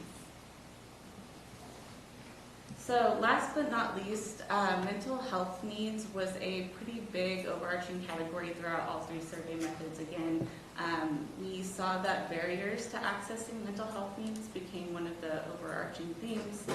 So provider shortages, cost of care, and transportation, again, were a lot of reasons that people did not seek care or did not receive care. A lot of these things we are very already familiar with, but this kind of just gave us data to show and support seeking additional measures to address a lot of these challenges people have within our community. And so with that, next slide, please. We'd like to propose kind of utilizing this data for action. So we're hoping to announce or release our summary community health assessment report in January of 2024. This will give us greater detail, or the public greater detail, as to what information the community reported within the surveys, the key informant interviews, and the focus groups. With that, though, we want to use this health assessment to drive some change, and so we will be starting the Calaveras Community Health Improvement Partnership. This partnership will be made up of a multi-sectoral partnership with a network of people from different representations, from different organizations, different parts of the community. We're hoping to include labor, education, economic development, healthcare, public safety, and so much more. Because a lot of this is more than us. This is more than just health in general, but the way that people navigate care within our community. And so this partnership will also be responsible for developing a community health improvement plan. This will hopefully hold this partnership accountable for implementing and addressing the needs that were assessed with the community health assessment. And so Colleen will show on the last slide, but if anyone is interested in getting involved in this process, we're asking everyone to reach out. We'll have contact information at the end of the slide to reach out to us at Public Health, and we're hoping to do a launch in January or February of next year. With that, thank you, and next slide. Thanks, Wakas and Haley. And also thanks, some of the public health team are in here today, and a big thanks to the public health team. You can imagine what a huge undertaking this is. Some local health jurisdictions hire out to do this. We felt that it was really important that our team, as community members, do this activity. So we're really proud of what we did. In addition to this first ever comprehensive community health assessment, we also completed the 2023-25 strategic plan, which you can see here. The strategic plan was provided as an opportunity for our community and for our team to really understand what our focus is on. And the strategic plan and the health assessment kind of go hand in hand, as you'll see when you read through this. It is also available on our website, as is the executive summary. Both of those are also available on our website. But included in the strategic plan is this graphic, this circular graphic that's provided up there, which talks about our programs and services. Our programs and services are constantly changing because they change depending on what the community need is. And so there's things to add in here in addition to what's up there. But I think in looking at this graphic, and there's a lot of words up there, the most important thing to really focus on is that our community is at the center of it. Calaveras County is at the center of all that we do, and continues to be so as we move forward and offer more diverse programs and services to our community. So we want to make sure that everyone knows that Calaveras County Public Health is the county, it's the community's public health. So we just really appreciate the opportunity to share this information with you. As Haley mentioned, the community health assessment in its entirety, once all that data is analyzed, will be available on the website. It will be available to anyone and everyone who wants to see it. We really encourage everyone to visit our website at calaveraspublichealth.com. If you have any questions, whether you're a board member, whether you're a community member, someone in the audience, We really encourage you to call us at 754-6460. Information's up here. We encourage you to send Haley or I an email. We encourage you to even swing by the office for a visit, because we're happy to engage and to talk with our community about things that are going on. And also, as Haley had mentioned, it is crucial that we have community engagement in this process as we move forward with the Community Health Improvement Plan. So if anyone is interested, please reach out to us and let us know, and we'll get you connected. And for now, we just thank you for the opportunity to share this information with you today, and look forward to sharing more as we find more information out. So thank you. Supervisor Garamendi. Thank you very much, Mr. Chair, and thank you very much, Public Health, Ms. Rodriguez, for your presentation today. I want to compliment you all on completing this report and gathering the data from our local. As you guys are all aware, as I say often, what's measured is done. And so having the statistics to back up what we're doing is important. And I really want to compliment you on rebuilding the team. I mean, we're all going to carry the scars of COVID for a very long time, and there's plenty of veterans in this room of that battle. And so it's nice to see that we're able to reset and move forward, because I know we've got everything from food security to increased STD levels in our community, dental hygiene programs, all the things that need to keep our community healthy. You guys are taking on. Are there other issues that you're seeing pop up that might be immediate threats or priorities in our community that we need to prepare for as a board? Well, I'm going to pass it on to the primary data analyzer right now, Wakas, who can also talk a little bit about some of the things that he may have found too. But one of the things that is an issue or is a challenge for us is the concept of social isolation. It is something that with our community is an older, a third of our community is 60 and over. But it's not just, doesn't just affect younger people, it affects everyone. And what the Surgeon General, if you are interested, I can definitely send you the report. The Surgeon General put together an entire report on the dangers and the harm of social isolation, and we're actually finding that there's physical harms and physical effects that are happening. And you had mentioned, thank you for the acknowledgement of the rebuild of our team. It's been amazing in being a part of that. But one of the things that COVID really did leave all of us with was a disruption in our connections with others, and reestablishing those connections is proving to be challenging for many folks. Everyone from young people all the way up to our elders. So that is something that we all can take a moment and try to reconnect with folks that maybe we hadn't connected with or since COVID started. But that is something that our community in particular, because of the actual distances and because of the different things that happened during COVID that made us a little bit more isolated, that is something that we are currently working on. HHSA has a grant, received a grant to utilize technology in social isolation within our elder population. So that's something that the agency is also working on, and we are also working on. We've just started in response to our community health assessment, but also in response to the community responses that we've received. We've actually also just started a healthy aging program to also talk about what that could look like. So that's a couple of things, but there's a lot of emerging issues. But the flip of that is, I also just want to say, we also have a lot of strengths in this community, and we can take those challenges that we have and really turn them into a strength as well. One of your statistics had a pretty significant impact on mental health. Correct. I imagine social isolation as a major factor in that. Do you think it's increasing, or is it just because we're finally collecting good data? I wouldn't want to speculate because I don't have the data in front of me, but my gut from the information, but I guess I will.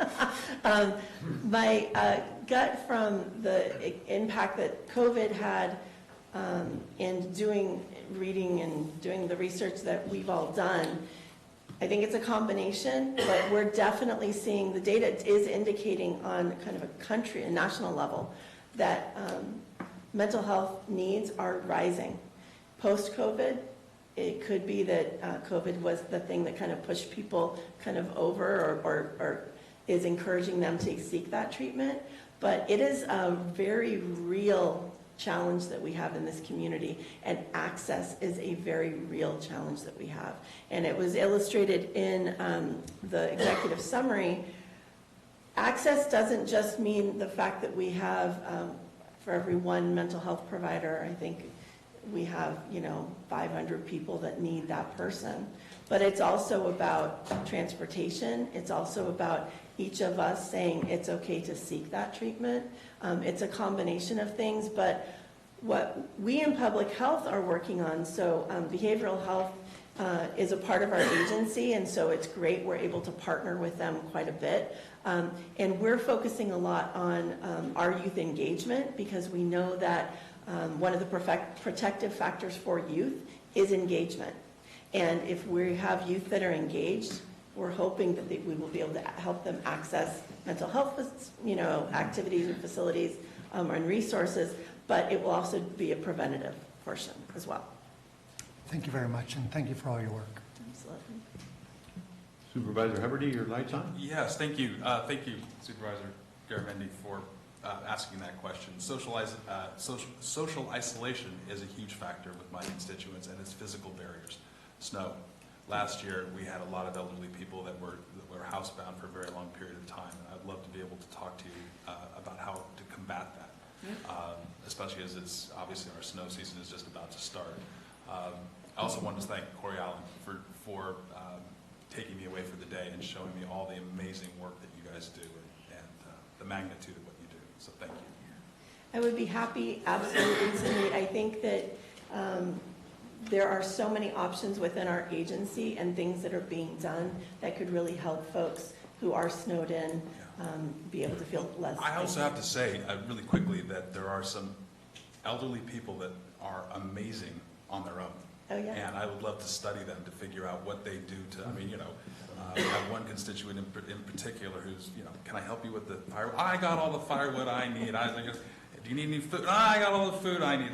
They're really incredible individuals, and yeah, we need to capture them. Thank you. Any other board comments? I have one. Supervisor Pollendorf. And you may not know the answer because it just recently happened, but the impact of the current Blue Cross contract with providing services to our community. So with that not being renewed on the other side of the river and across California, how are we going to support those that are not going to be able to get those services with their health insurance? I think I would need to learn more about the specific things that you're talking about. So one thing that I think that the board may want, if you don't know, I know that we in the agency are actively working on, is managed Medi-Cal programs right now are doing, there's a big push from the Department of Healthcare Services called CalAIM.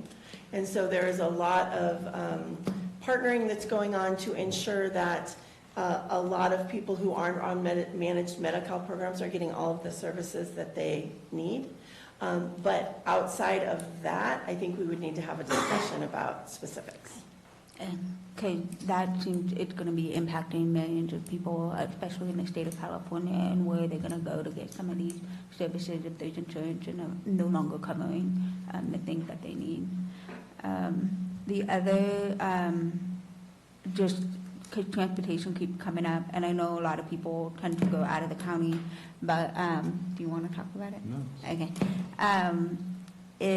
We do have dial-a-ride in this county, and so I don't know how many of your the individuals that you serve know about that, where they can get direct driven to their providers. And so that is an option that we have.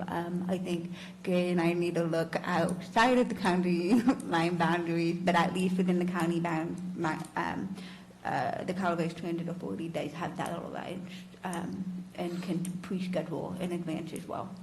And I appreciate that. We are huge advocates of the dial-a-ride program within the county.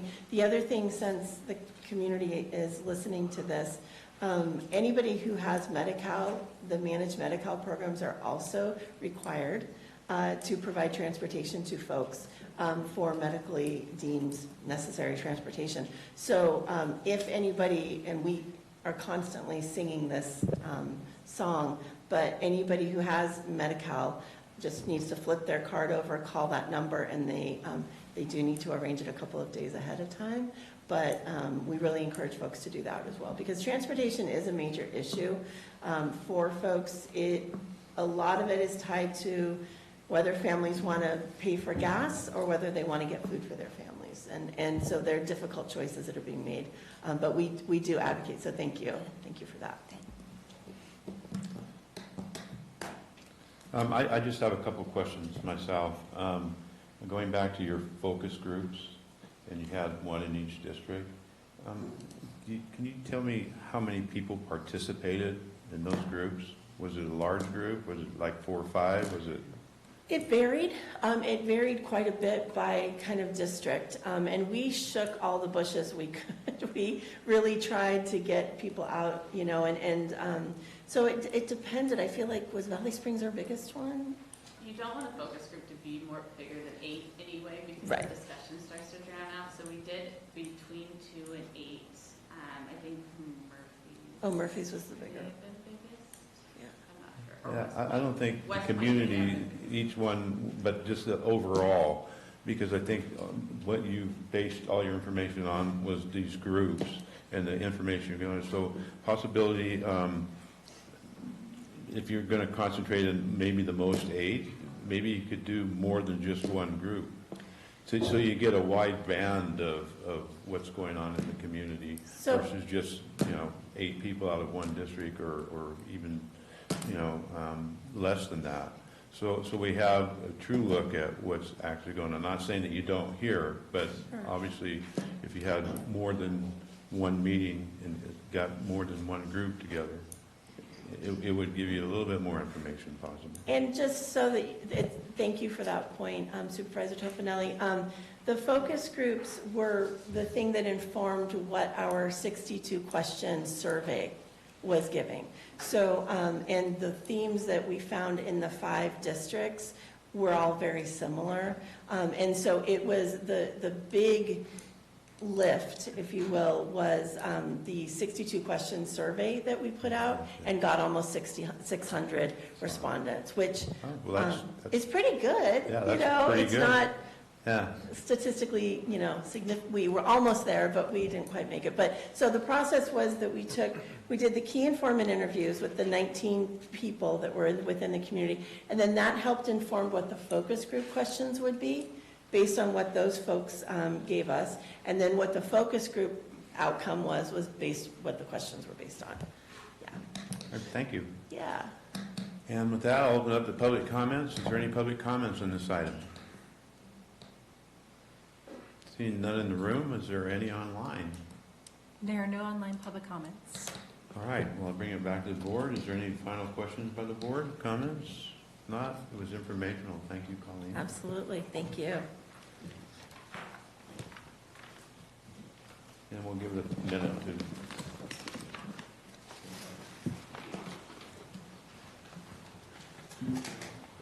Gabriel, do you need time to set up?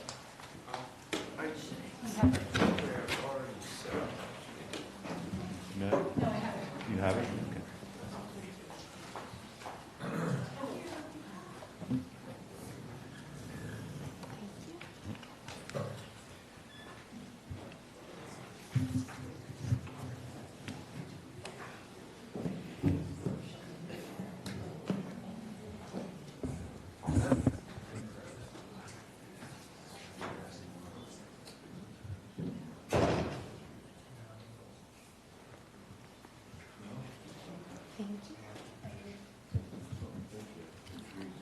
I'm going to stand right here.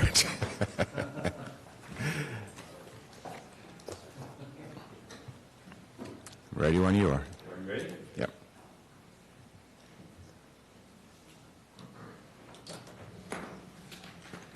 All right.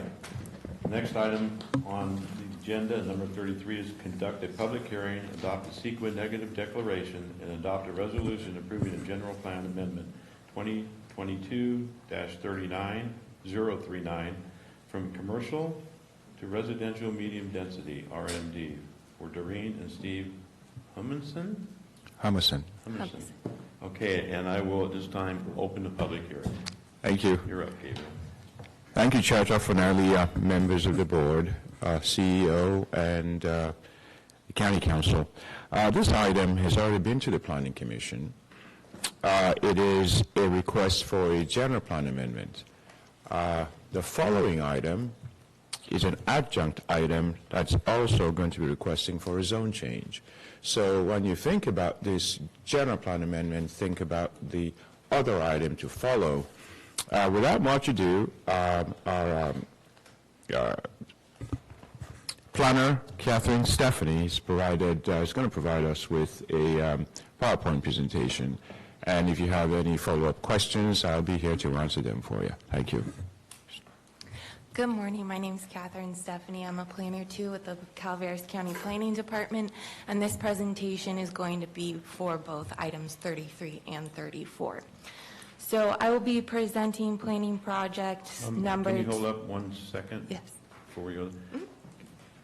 Since we have 2 items on the agenda and they're both public hearings, can we combine the public hearings like we're trying to do here? I would think each one would have to be introduced separately, but I think we can do the presentation to cover, but County Council can. Yeah, I mean, the presentation, it's fine to do the presentation, but then we'll want to do a public hearing for each. Yeah. I just wanted to clarify that. Yeah. Go ahead. So I will be presenting planning projects number 2022-039 and 2022-040, a general plan amendment and zoning amendment for Doreen and Steve Humison. The subject parcel highlighted in red on this map up on the screen is located at 73 Mitchell Avenue in Murphys. It's approximately 250 feet east of Highway 4. The project proposes to amend the general plan use designation of assessor parcel number 068-020-065, a 0.31 acre parcel from commercial to residential medium density, and also proposes to amend the zoning of the parcel from professional offices to multiple family residential to make the existing single family residence on site a conforming use.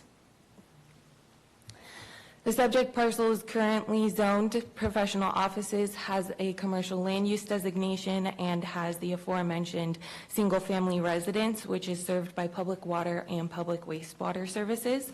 As a note, these boundary lines are slightly off. They are approximate. So county records, county records show that the house was constructed in 1986 and that at the time the parcel was zoned multiple family residential. Sometime after the construction of the house, the zoning was changed to professional offices, and standalone single-family residences aren't permitted in the professional offices zone without a conditional use permit. However, because the zoning was changed after the house was constructed, there is no conditional use permit and the use is deemed non-conforming. If the parcel were to be rezoned to multiple family residential, the single family residence would be permitted in the new zone. And additionally, the owners would be able to enlarge, extend, and reconstruct the house in the same manner as other homeowners in the area without needing discretionary approval from the Planning Commission as is required for non-conforming uses and structures.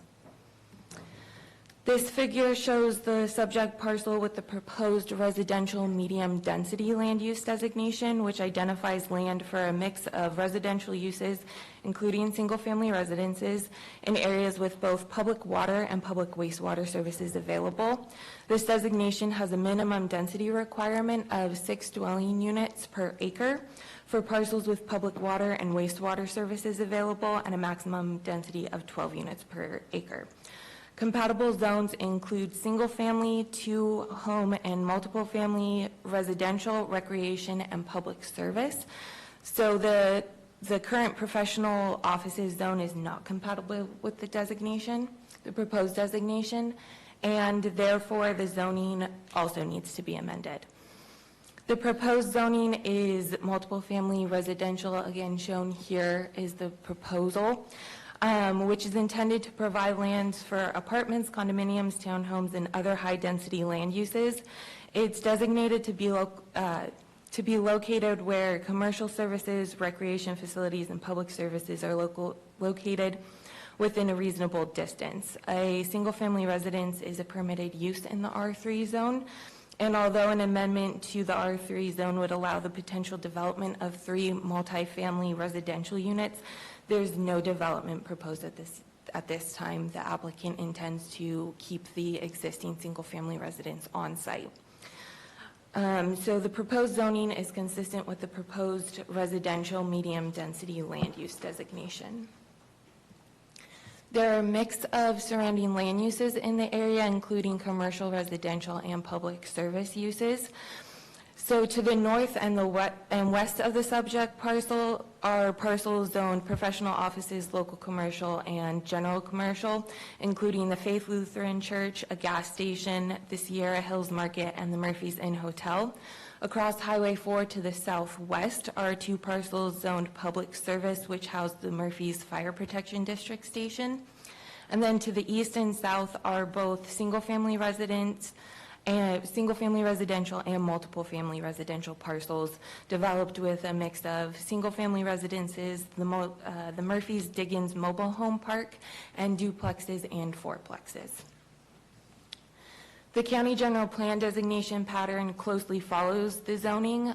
The general plan designates the land to the commercial properties commercially and as community center land use designations, and then the residentially zoned parcels are designated residential low density wind zoned single family residential and residential medium density wind zoned multifamily residential. The application was routed for 30 days, and during that period, the Environmental Management Agency commented that proper waste disposal, potable water, and sewer services be secured and active. No other comments were received. During the routing of the environmental document, a letter was received from the neighboring property owner stating that they believed that the single-family residential zone would be better than the multifamily residential zone. And then after the Board of Supervisors notice of public hearing was sent, a letter was received from the Buena Vista Rancheria of Miwok Indians. They had no comment on the project. A single initial study was completed for both requested actions, and it analyzed project-related impacts to the environment, and a negative declaration was prepared in accordance with the California Environmental Quality Act. Finding less than significant project-related impacts, the document was available for public review from July 11th, 2023 until August 10th, 2023, and 3 letters were received from the California Department of Transportation, the Central Valley Regional Water Quality Control Board, and the aforementioned neighboring property owner.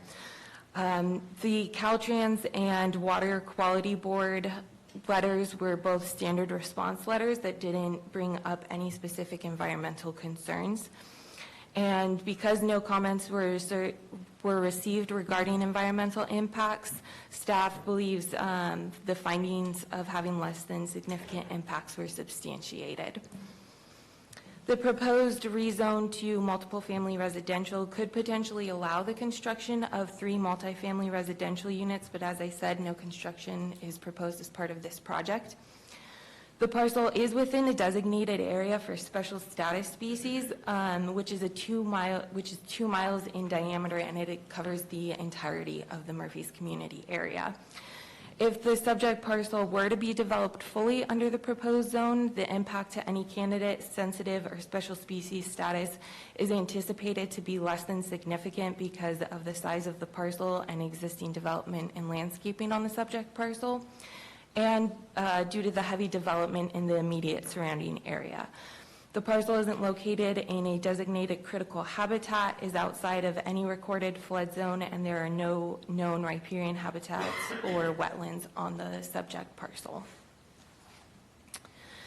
At the November 9th, 2023 Planning Commission meeting, the commission, which currently has a vacancy, voted 3 ayes with 1 commissioner abstaining to recommend that the Board of Supervisors approve planning projects 2022-039 and 2022-040 as general plan amendment and zoning amendment.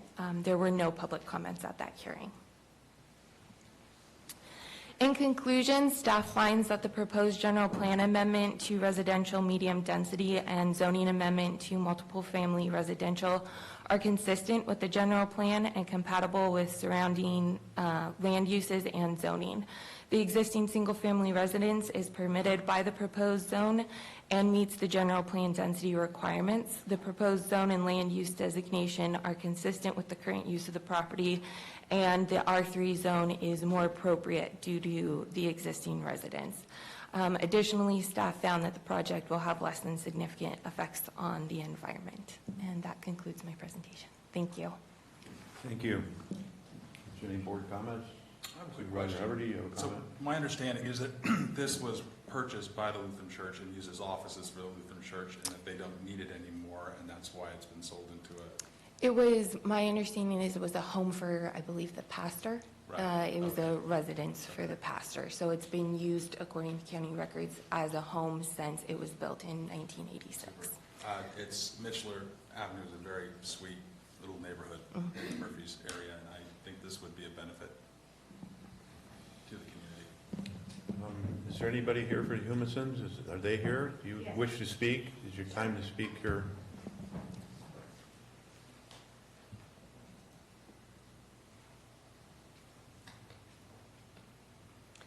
Good morning, everyone. Thank you again, Catherine. She has been absolutely fantastic, and I appreciate your time today. My name is Doreen Humison, and my husband, Steve, and I purchased the property July 15th of 2022. We weren't even aware that it was a commercial property, but we had hired Michelle Plotnick as a consultant, architect consultant, because we were completely gutting the house and reviving it. The house was the pastor's house, so it's always been a resident. And she was the one who informed us that it was in these circumstances and it would be advised to, since it was a residence, we had every intention of keeping it as a residence, just improving what was already there, that it would be beneficial long-term to have it zoned as residential, because that's what we are using it for and plan to use it for. My husband and I spent a whole year of our time and using all local vendors, and contractors to help us, and the house is absolutely gorgeous. It's completely done inside, all done through the planning. Everything's been permitted, and we've also redone the landscaping to do more of a natural landscaping. So there is no intention of doing anything other than what we have done with it, but we would like to retain the original zoning and go through that process now sooner than later. So that's the whole reason for this even happening. Supervisor Stopper? Just one quick question. With it's a high density that you're going to? Yes, they're going to... Minimum of 6 units per acre. Yes. And maximum 12. It's 0.31 acres?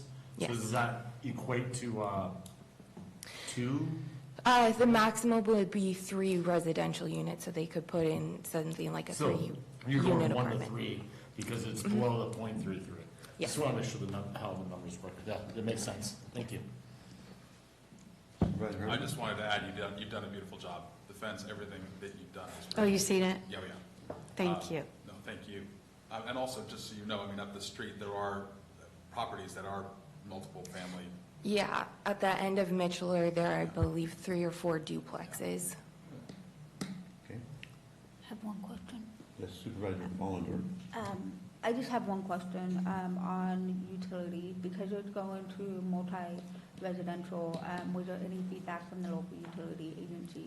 No, we notified both Union Public Utility District and the Murphy Sanitary District, and I didn't receive any comments from them.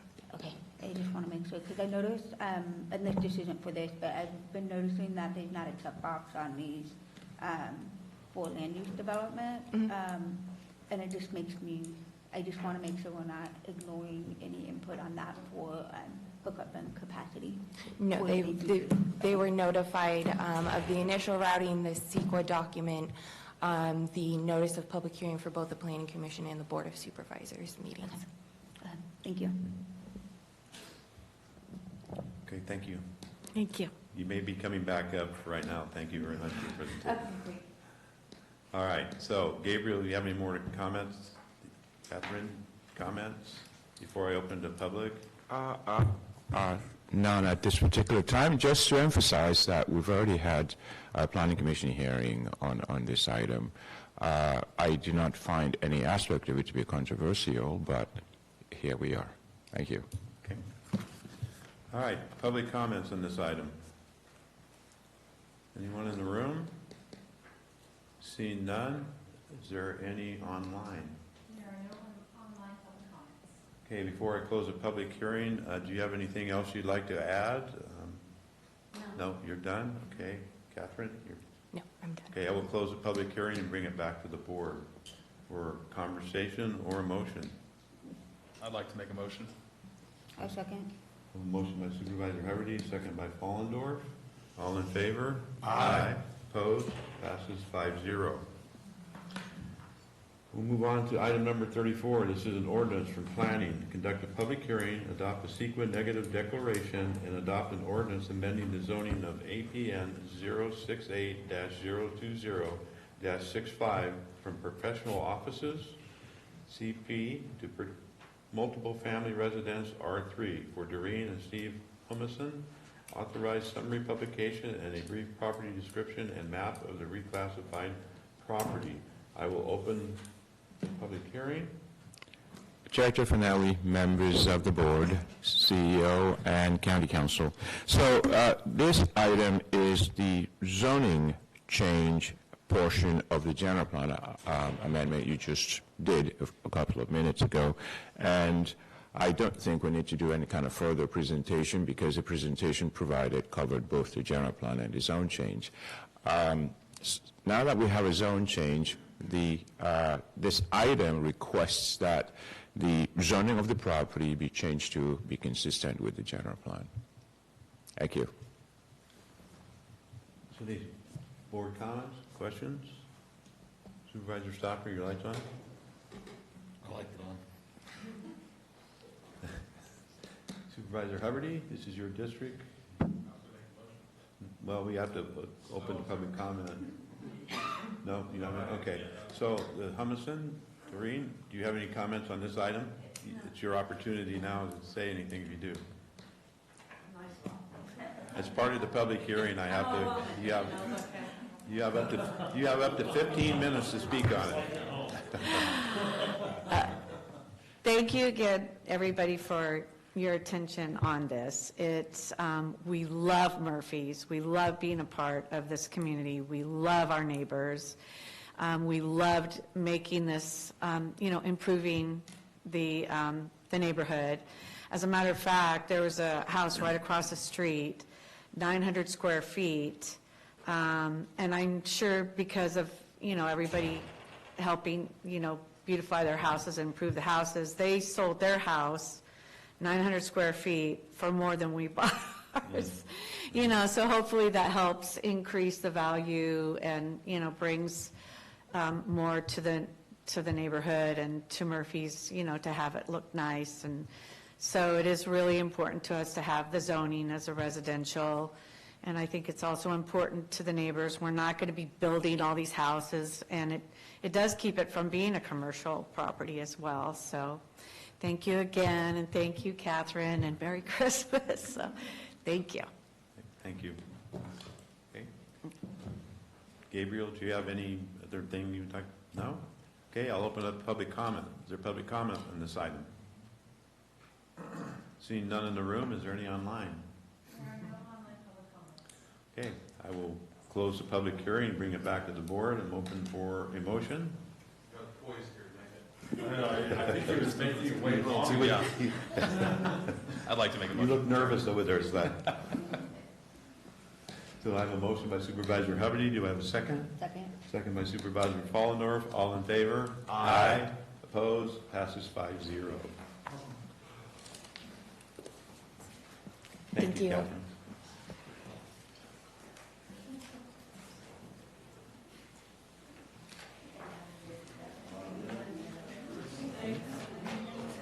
I'm on over here. Yeah, possibly. We'll see how far the next one is. All right, we're going to go into item number 35. Item 35 is an action item from the Building Department by a 4/5 vote, introduce and waive first reading of an uncodified ordinance reducing the cannabis cultivation tax rates specified in section 3.56.050B1-3 on a temporary basis as authorized by section 3.56070. Authorized summary publication. Mr. Oliver. Good morning, Chair, members of the board. Doug Oliver, Chief Building Official.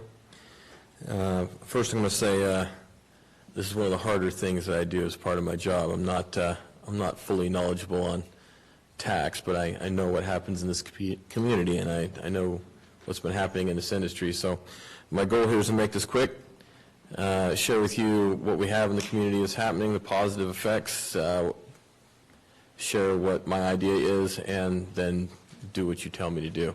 So we'll make it that quick. As your board is aware, at December 13th, 22, the board approved an ordinance that temporarily reduced the cannabis cultivation square footage tax by 60%. This was the result of a significant reduction in the value of cannabis. And as I look at the numbers here, in 2020, the price was anywhere from $800 to $1,000 a pound. When this tax was originally approved, that price dropped by about 50% in 21, down to $400 to $500 a pound, and continued to drop further. 22, we hit $150 a pound to up to, on the higher end, $300 a pound. So your board did approve this for the year of 2023, and we're bringing it back as a second go to take a look at what's going to happen in the next year, which we anticipate is a stabilization. This year, actually, it came up a bit. We're looking at a price per pound based on feedback we got from the community. We're looking at $300 to $450 a pound. So it has come up a bit. However, we can't speak to a stabilization of the market yet at all. A fluctuation of 50% of the value at any given year really doesn't speak at all of stabilization. And so our hope here is to recommend a continuation of that 60% to see if the prices stabilize in California. There's still a lot of things going on in the industry. We're still waiting to see if the federal government is going to move the classification of this product, which means if there's an opening up of interstate commerce on this, it's going to fluctuate the values again. As your board is aware, we have had significant tax changes in other counties in the last couple of years, and some changes in the state as well. I want to remind the board that the statewide tax shifted it didn't eliminate the tax, it shifted it from the cultivators to the retail. That did not carry forward to the purchasers of this product. Instead, it drove the price down for the cultivators, so there was no realization of any savings by moving that tax. I can say from the implementation of this reduction, there's been a significant change in the collection of that tax locally. Prior to the 60% reduction, we had floating around 24 permit holders that were in arrears, some of those being in arrears multiple quarters, up to 3 quarters behind. Shortly after you implemented this tax, the tax reduction that is, we saw the cultivators being able to catch up and pay all the taxes on a quarterly basis. Last quarter we had 0 delinquencies after a month. This quarter, we only have 6 current delinquencies with the deadline of tomorrow to pay. What we anticipate is that there will be, once again, 0 delinquencies. If these do not pay by tomorrow, we're only looking at a deficit of $36,000 as opposed to prior to the reduction somewhere in the neighborhood of $800,000 in arrears. So we've seen a significant difference with the increase of the market price and the reduction in the taxation. We're seeing some significant improvement. So if there's any questions, I'm all ears. Any board questions? Supervisor Stauber? My light is on. Your light is just turned on. Yes, sir. You know, I appreciate the report, Doug. You know, for the most part, I see everything lining up with the things that I've seen around the state. Another point here is, you know, prior to this, like when we're bringing up the economic development that Bolger already brought up during comment earlier, you know, prior to this, we're looking at delinquencies, possible loss of business within Calaveras County. We did this, and you even noted in this report that we had an increase of permits that have been pulled since that time, and there has been a small growth, not exponential growth, but a small growth within the industry, and I think that's more than palatable. So I see success in what we've done in the past to this point. We can always talk about the feds legalizing it. They've been talking about it for years until it happens. I'm not counting on it, but that would be definitely, I think, more of a, it would destabilize the market, but I think it might go towards a positive direction at that point because of states that don't necessarily have product. But that's neither here nor there now. So I just thank you for the report. It looks good to me. And the information's definitely going to account to where I make my decision today. Supervisor Garamendi? Doug, I'd like to thank you on the thorough report and gathering that data. You know, I think it's important for the board to remember that this represents well in excess of 500 direct jobs, which next to government and healthcare is our largest private industry by far. In fact, it exceeds the amount of jobs that existed when the cement plant was going back in the day. I take the philosophy of always, as someone wise once told me, Mark, it's always better to shear the sheep rather than slaughter the sheep.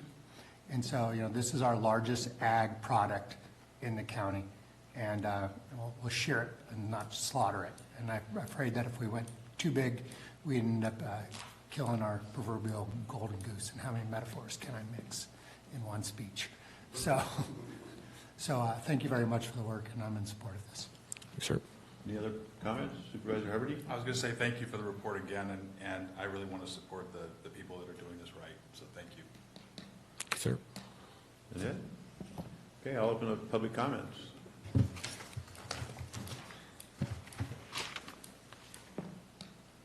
Mr. Bolger.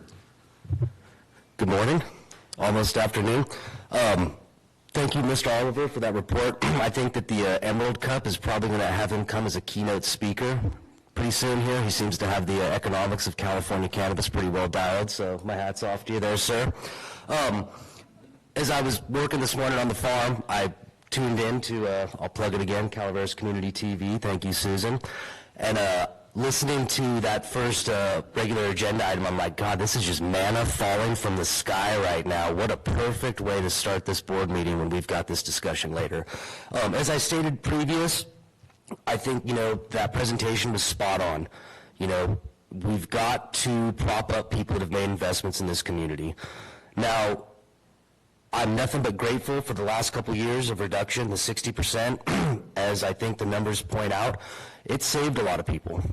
It's been a help, and I can tell you this, we're looking at slightly better numbers, but no one in this industry is living in high cotton.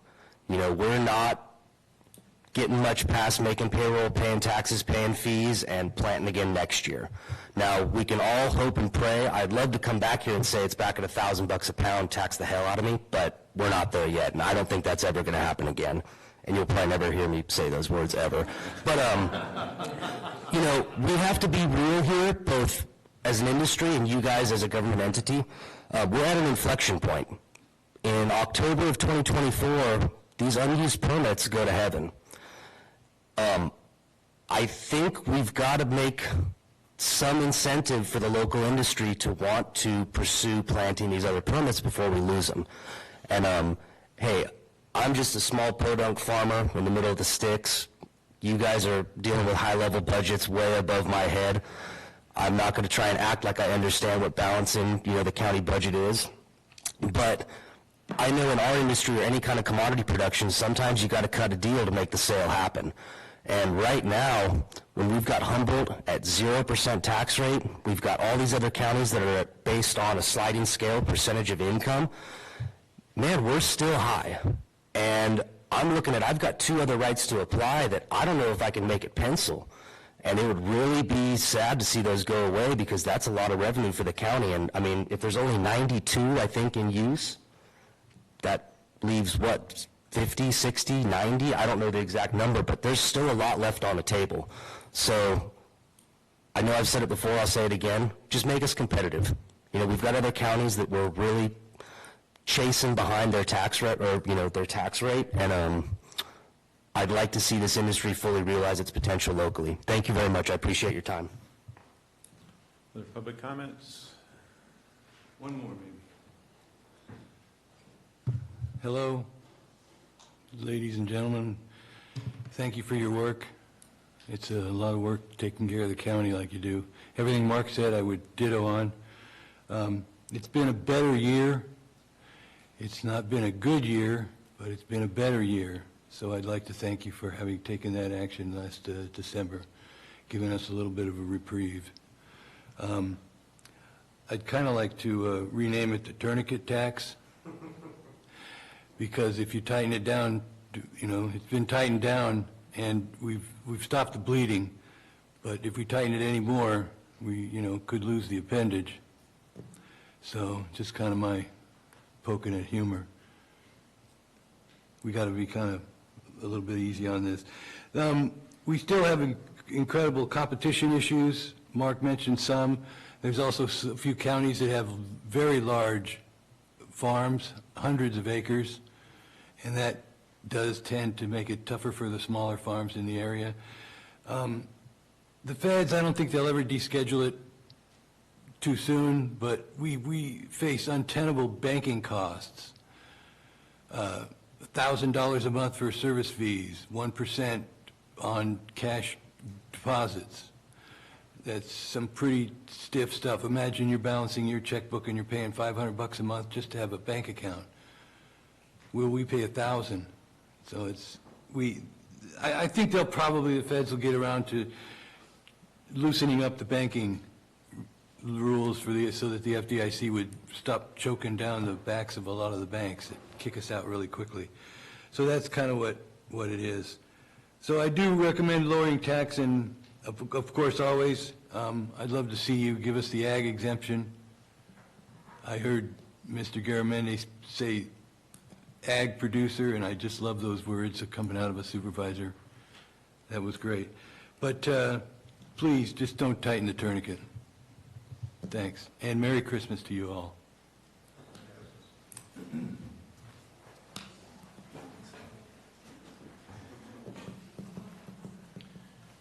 Good morning, Board. Bert Schufelt. Anytime. I just wanted to, I did a quick survey while I was sitting here, and I asked a few people that were still producing legally in November of 2020 when the Measure G was voted on, what their prices were and what they were getting. And I think that probably informed some voters' minds, but, you know, mostly tax cannabis is what they're after. The average price that I was hearing was $1,200 a pound when we passed this measure. Right now, it's about $350 is what I'm hearing from everyone else in the county, is what they're getting them off for. So I would just ask that we reduce the tax in relation to the price that we're getting, because at $2 a square foot, at $1,200 a pound, we all loved it and we thought it was great. And I'll plant my flag just like Bolger. When we're getting $1,200 a pound again for outdoor grown cannabis, raise those taxes, maybe go to 3, I don't know. Raise that square footage. Ed, you can let me do that whenever you would like, Supervisor Stopper. So I would just suggest we do that. I would really appreciate the tax relief we do get. It's really helped the industry. As you guys see through the numbers coming in from my farm, I see that it really helps the industry just from a personal perspective. So I appreciate it, but I would just suggest maybe we just follow like a, literal, follow that price with the tax rate. Other public comments? Chair Tuffinelli, members of the board, good morning, and thank you for the opportunity to be heard. My name is Zach Travana, and I'm an attorney. I've been working here for about the last 5 years, and during that time, I've helped stand up around 15 local permits across about 10 projects countywide. Last couple of years, when I was standing in front of you, your responsiveness to these market fluctuations, I said would be the difference between this local government and other local governments who would let their industry fail. And certainly, that's what we're seeing in Stanislaus County. That is far less impacted with the cannabis industry. We've seen about 25% of operators fall off and fail due to a lack of responsiveness by local government to these market trends. Now, we're still fighting that battle, but piggybacking off the comments that Mr. Bolger made, we have not seen a drastic increase in pricing year over year over the last 2 years. In April of 2023, the state saw about 20% of all of its licenses die due to the attrition that operators are experiencing in the market. That represented about 23% of all of the state's canopy. And we would have expected to see a marginal price increase on the price per pound due to that attrition, but we have not. And what that signals to us is we still have a gross overproduction of cannabis statewide, far more than we could ever hope to distribute across legal channels currently. And so what we're facing at this point in time is competition with other heavily impacted jurisdictions that have a high volume of cannabis production competing for distribution in heavily impacted retail markets like down in LA. And what we've been experiencing in the last few seasons and are currently experiencing now is large distributor buyers come up, they shop our product, we give them a price that we feel is competitive and that we need to achieve in order to pay the bills, and they say, okay, we'll come back later. They drive 2-3 hours up to Humboldt, Mendocino, and because of the lower tax obligation, those guys are able to provide a lower price, and they are currently beating us in the market. So where we are extremely grateful for the 60% reduction in taxation here, in order to remain competitive from a market perspective, we could do a little better. And I couldn't think of a more timely presentation as far as retention of existing businesses. This is the way that we're going to help retain these businesses. So I would strongly encourage you, at the discretion of this board, to go a little further and bolster the opportunity of these operators to continue on and thrive in this county, providing jobs, revenue, and economic activity. So thank you for your time. Any other public comments in the room? Seeing none, is there any online? Okay, I'll close public comments, bring it back to the board. Supervisor Stopper, your light's on. Yeah, I do that. The industry, they assess taxes we pay. They pay the employment taxes. I mean, with a small business, I couldn't imagine after everything they pay, plus the tax we add on, plus what they have to deal with the state, doing an owner's equity withdrawal and trying to make that pencil out.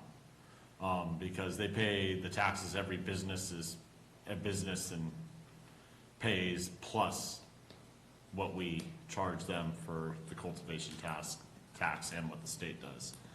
And then the thought, when we first put forward this Measure G, redoing Measure C, the thought process was to guard the county from potential thoughts of diversion and everything, or people not necessarily penciling out what the actual pounds they were doing.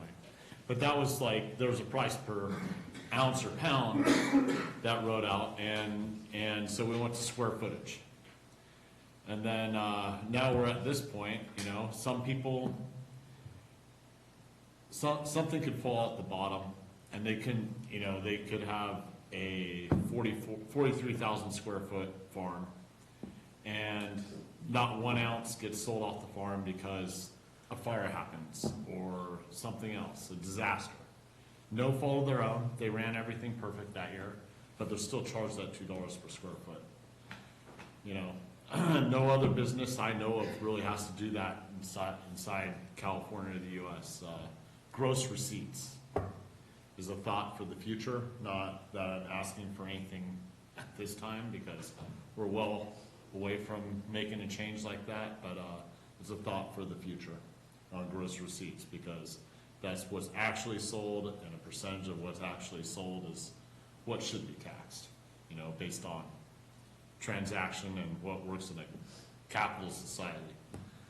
But that, I'd entertain making a motion if there, but I would like to hear any thoughts or anything any of the other board members have prior to. I was just wondering what type of incentives we could put forth for those additional permits, whether the board would even consider that. That's your question? Yeah. Yeah, that's a good one. I mean, ultimately, increasing the amount of cultivation is related directly to the price of startup and the price of the product. We were fortunate, and thank you for bringing that up, because it's something I'd left off my short burst of information, but we had anticipated going into, 2 years ago, going into losing 10% of our permit holders, and in response, your board made these changes, and we end up gaining 9 permits. So there was a big turnaround just by making this decision. A competitive tax rate is really the only thing that I can think of, because ultimately we can continue to draw down on streamlining processes and making it easier to obtain and maintain the permit. That's not as significant a savings. I mean, we might be able to retool and reduce the cost of the permit, but that's a one-shot deal. And that's only, you're only saving, maybe $10,000 or whatever what that boils out to be, but that's a one-shot deal. The ongoing annual expenses are, what's making businesses decide, am I going to commit or am I not going to commit? So, I mean, much of it mechanically is out of any development department's hands. There is a cost to provide services. And we can make it faster. That equates to money, but nowhere near what we're talking about here. Thank you. Mm-hmm. Doug, this isn't a part of today's discussion, but next year we're going to take back some 1795, do some fixing on that, just because we know more than we did then. 9.22. That as well, yes. Yeah. We've asked for that to come back a few times. So Thank you. I'd love to see that. Yeah, it'd be a good point to have this broader discussion when we bring those back. If it's the will of your board that I add that to this committee that we're going to have, then absolutely I can make that a report out On what to do about the taxation. We got a lot of items to cover under those items already, so. What's one more? It's going to be part of the conversation no matter what. No matter what, that's correct. No matter what, it's going to be part of the I'll conversation. sharpen my pencil. Thank you, Doug. Very well. Thank you. Is it all right if I say something? Absolutely. Martin, you brought up weather incentives. I think we need to be cognizant of where we've been at, and I actually seen the actuals and estimates. We didn't lose as much as we thought we would each year. Because we're anticipating the loss originally, and then with the reduction, we did an estimate, and the estimate was quite a bit lower than what the actual was after we made it known that we're gonna enforce. Right? Am I correct? I think it was a combination. Yeah, a combination Yes. of both thereof, absolutely. But looking at these numbers, we haven't seen a significant loss in revenue. That said, we're dancing a fine line with our general fund as it is right now. And we've done a lot of work, and I want the board to be cognizant is, look, if we're looking for a benefit, that benefit, I want to see a return on that makes the bottom line, and can we make that happen? So I'm definitely comfortable with where we're at. I need to see where a return is.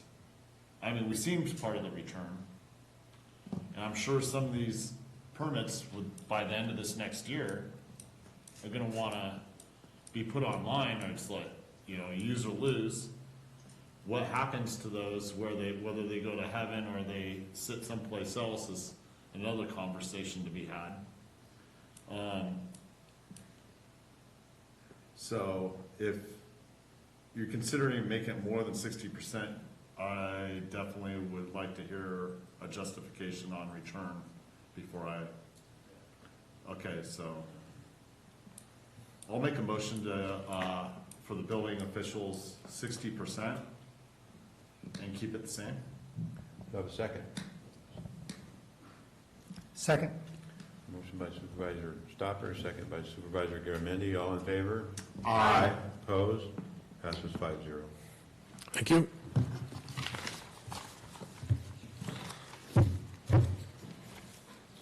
Move on to the next item on our agenda.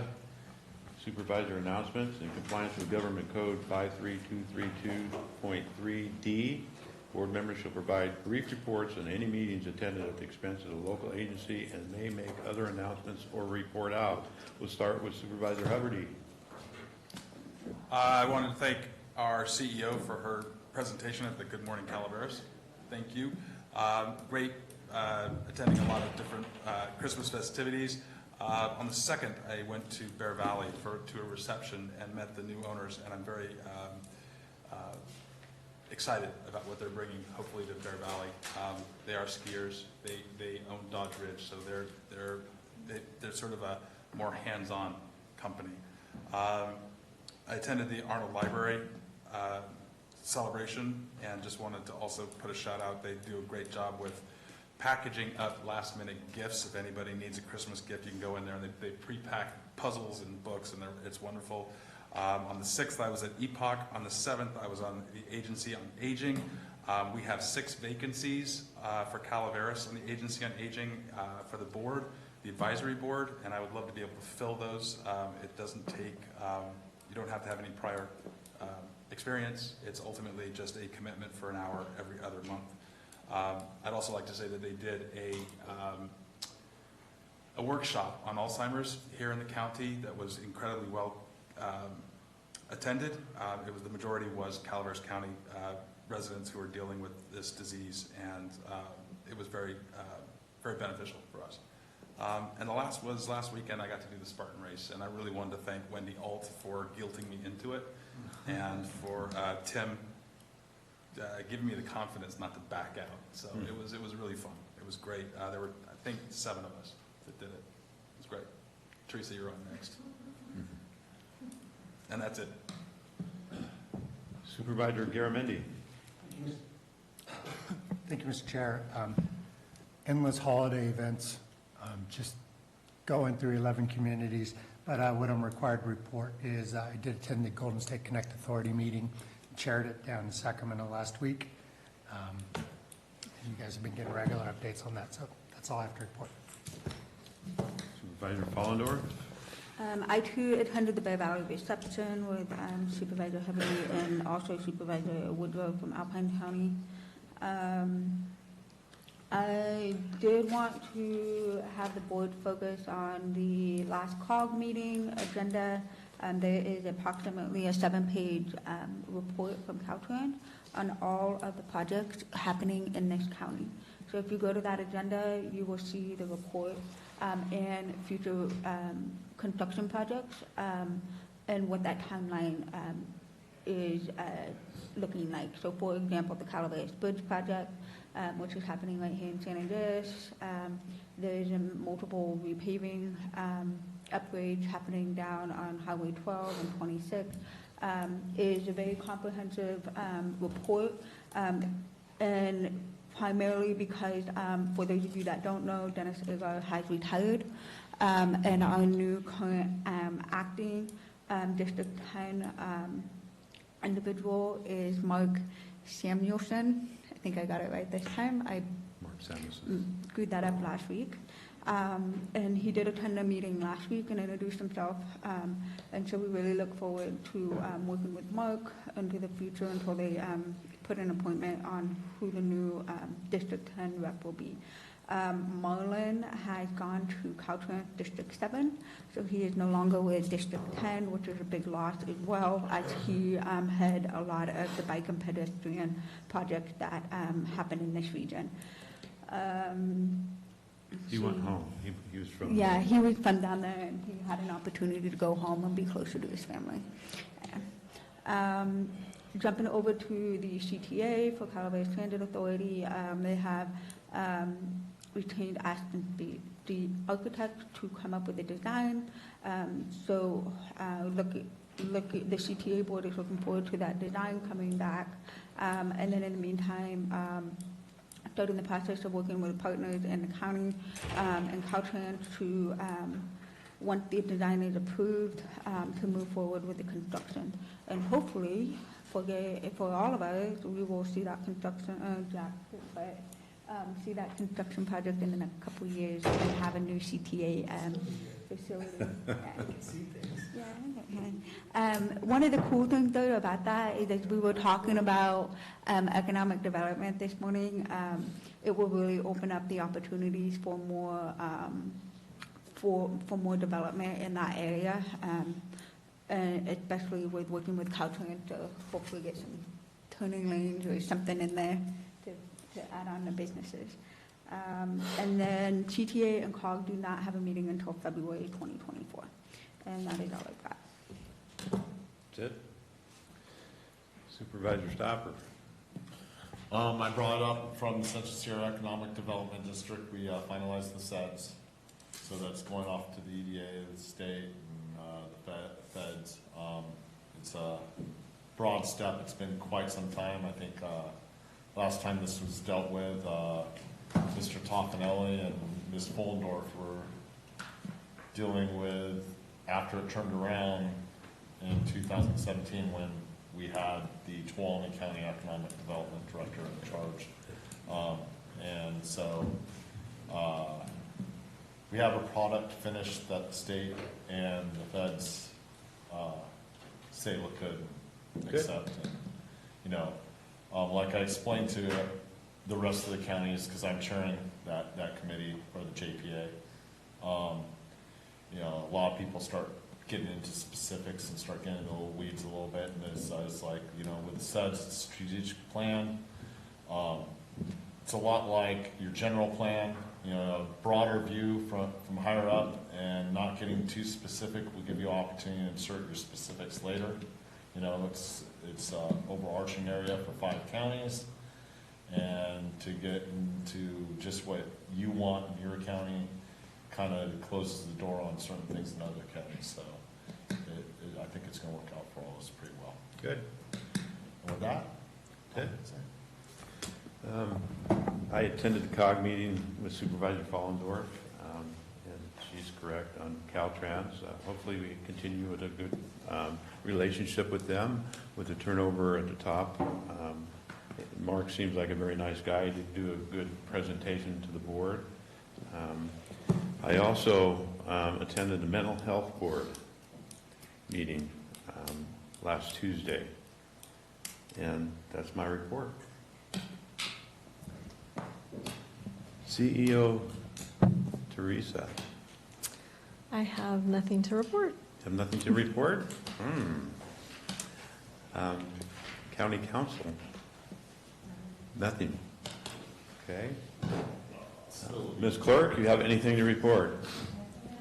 Well, with that, it's 12 o'clock, and we will stand adjourned for the year.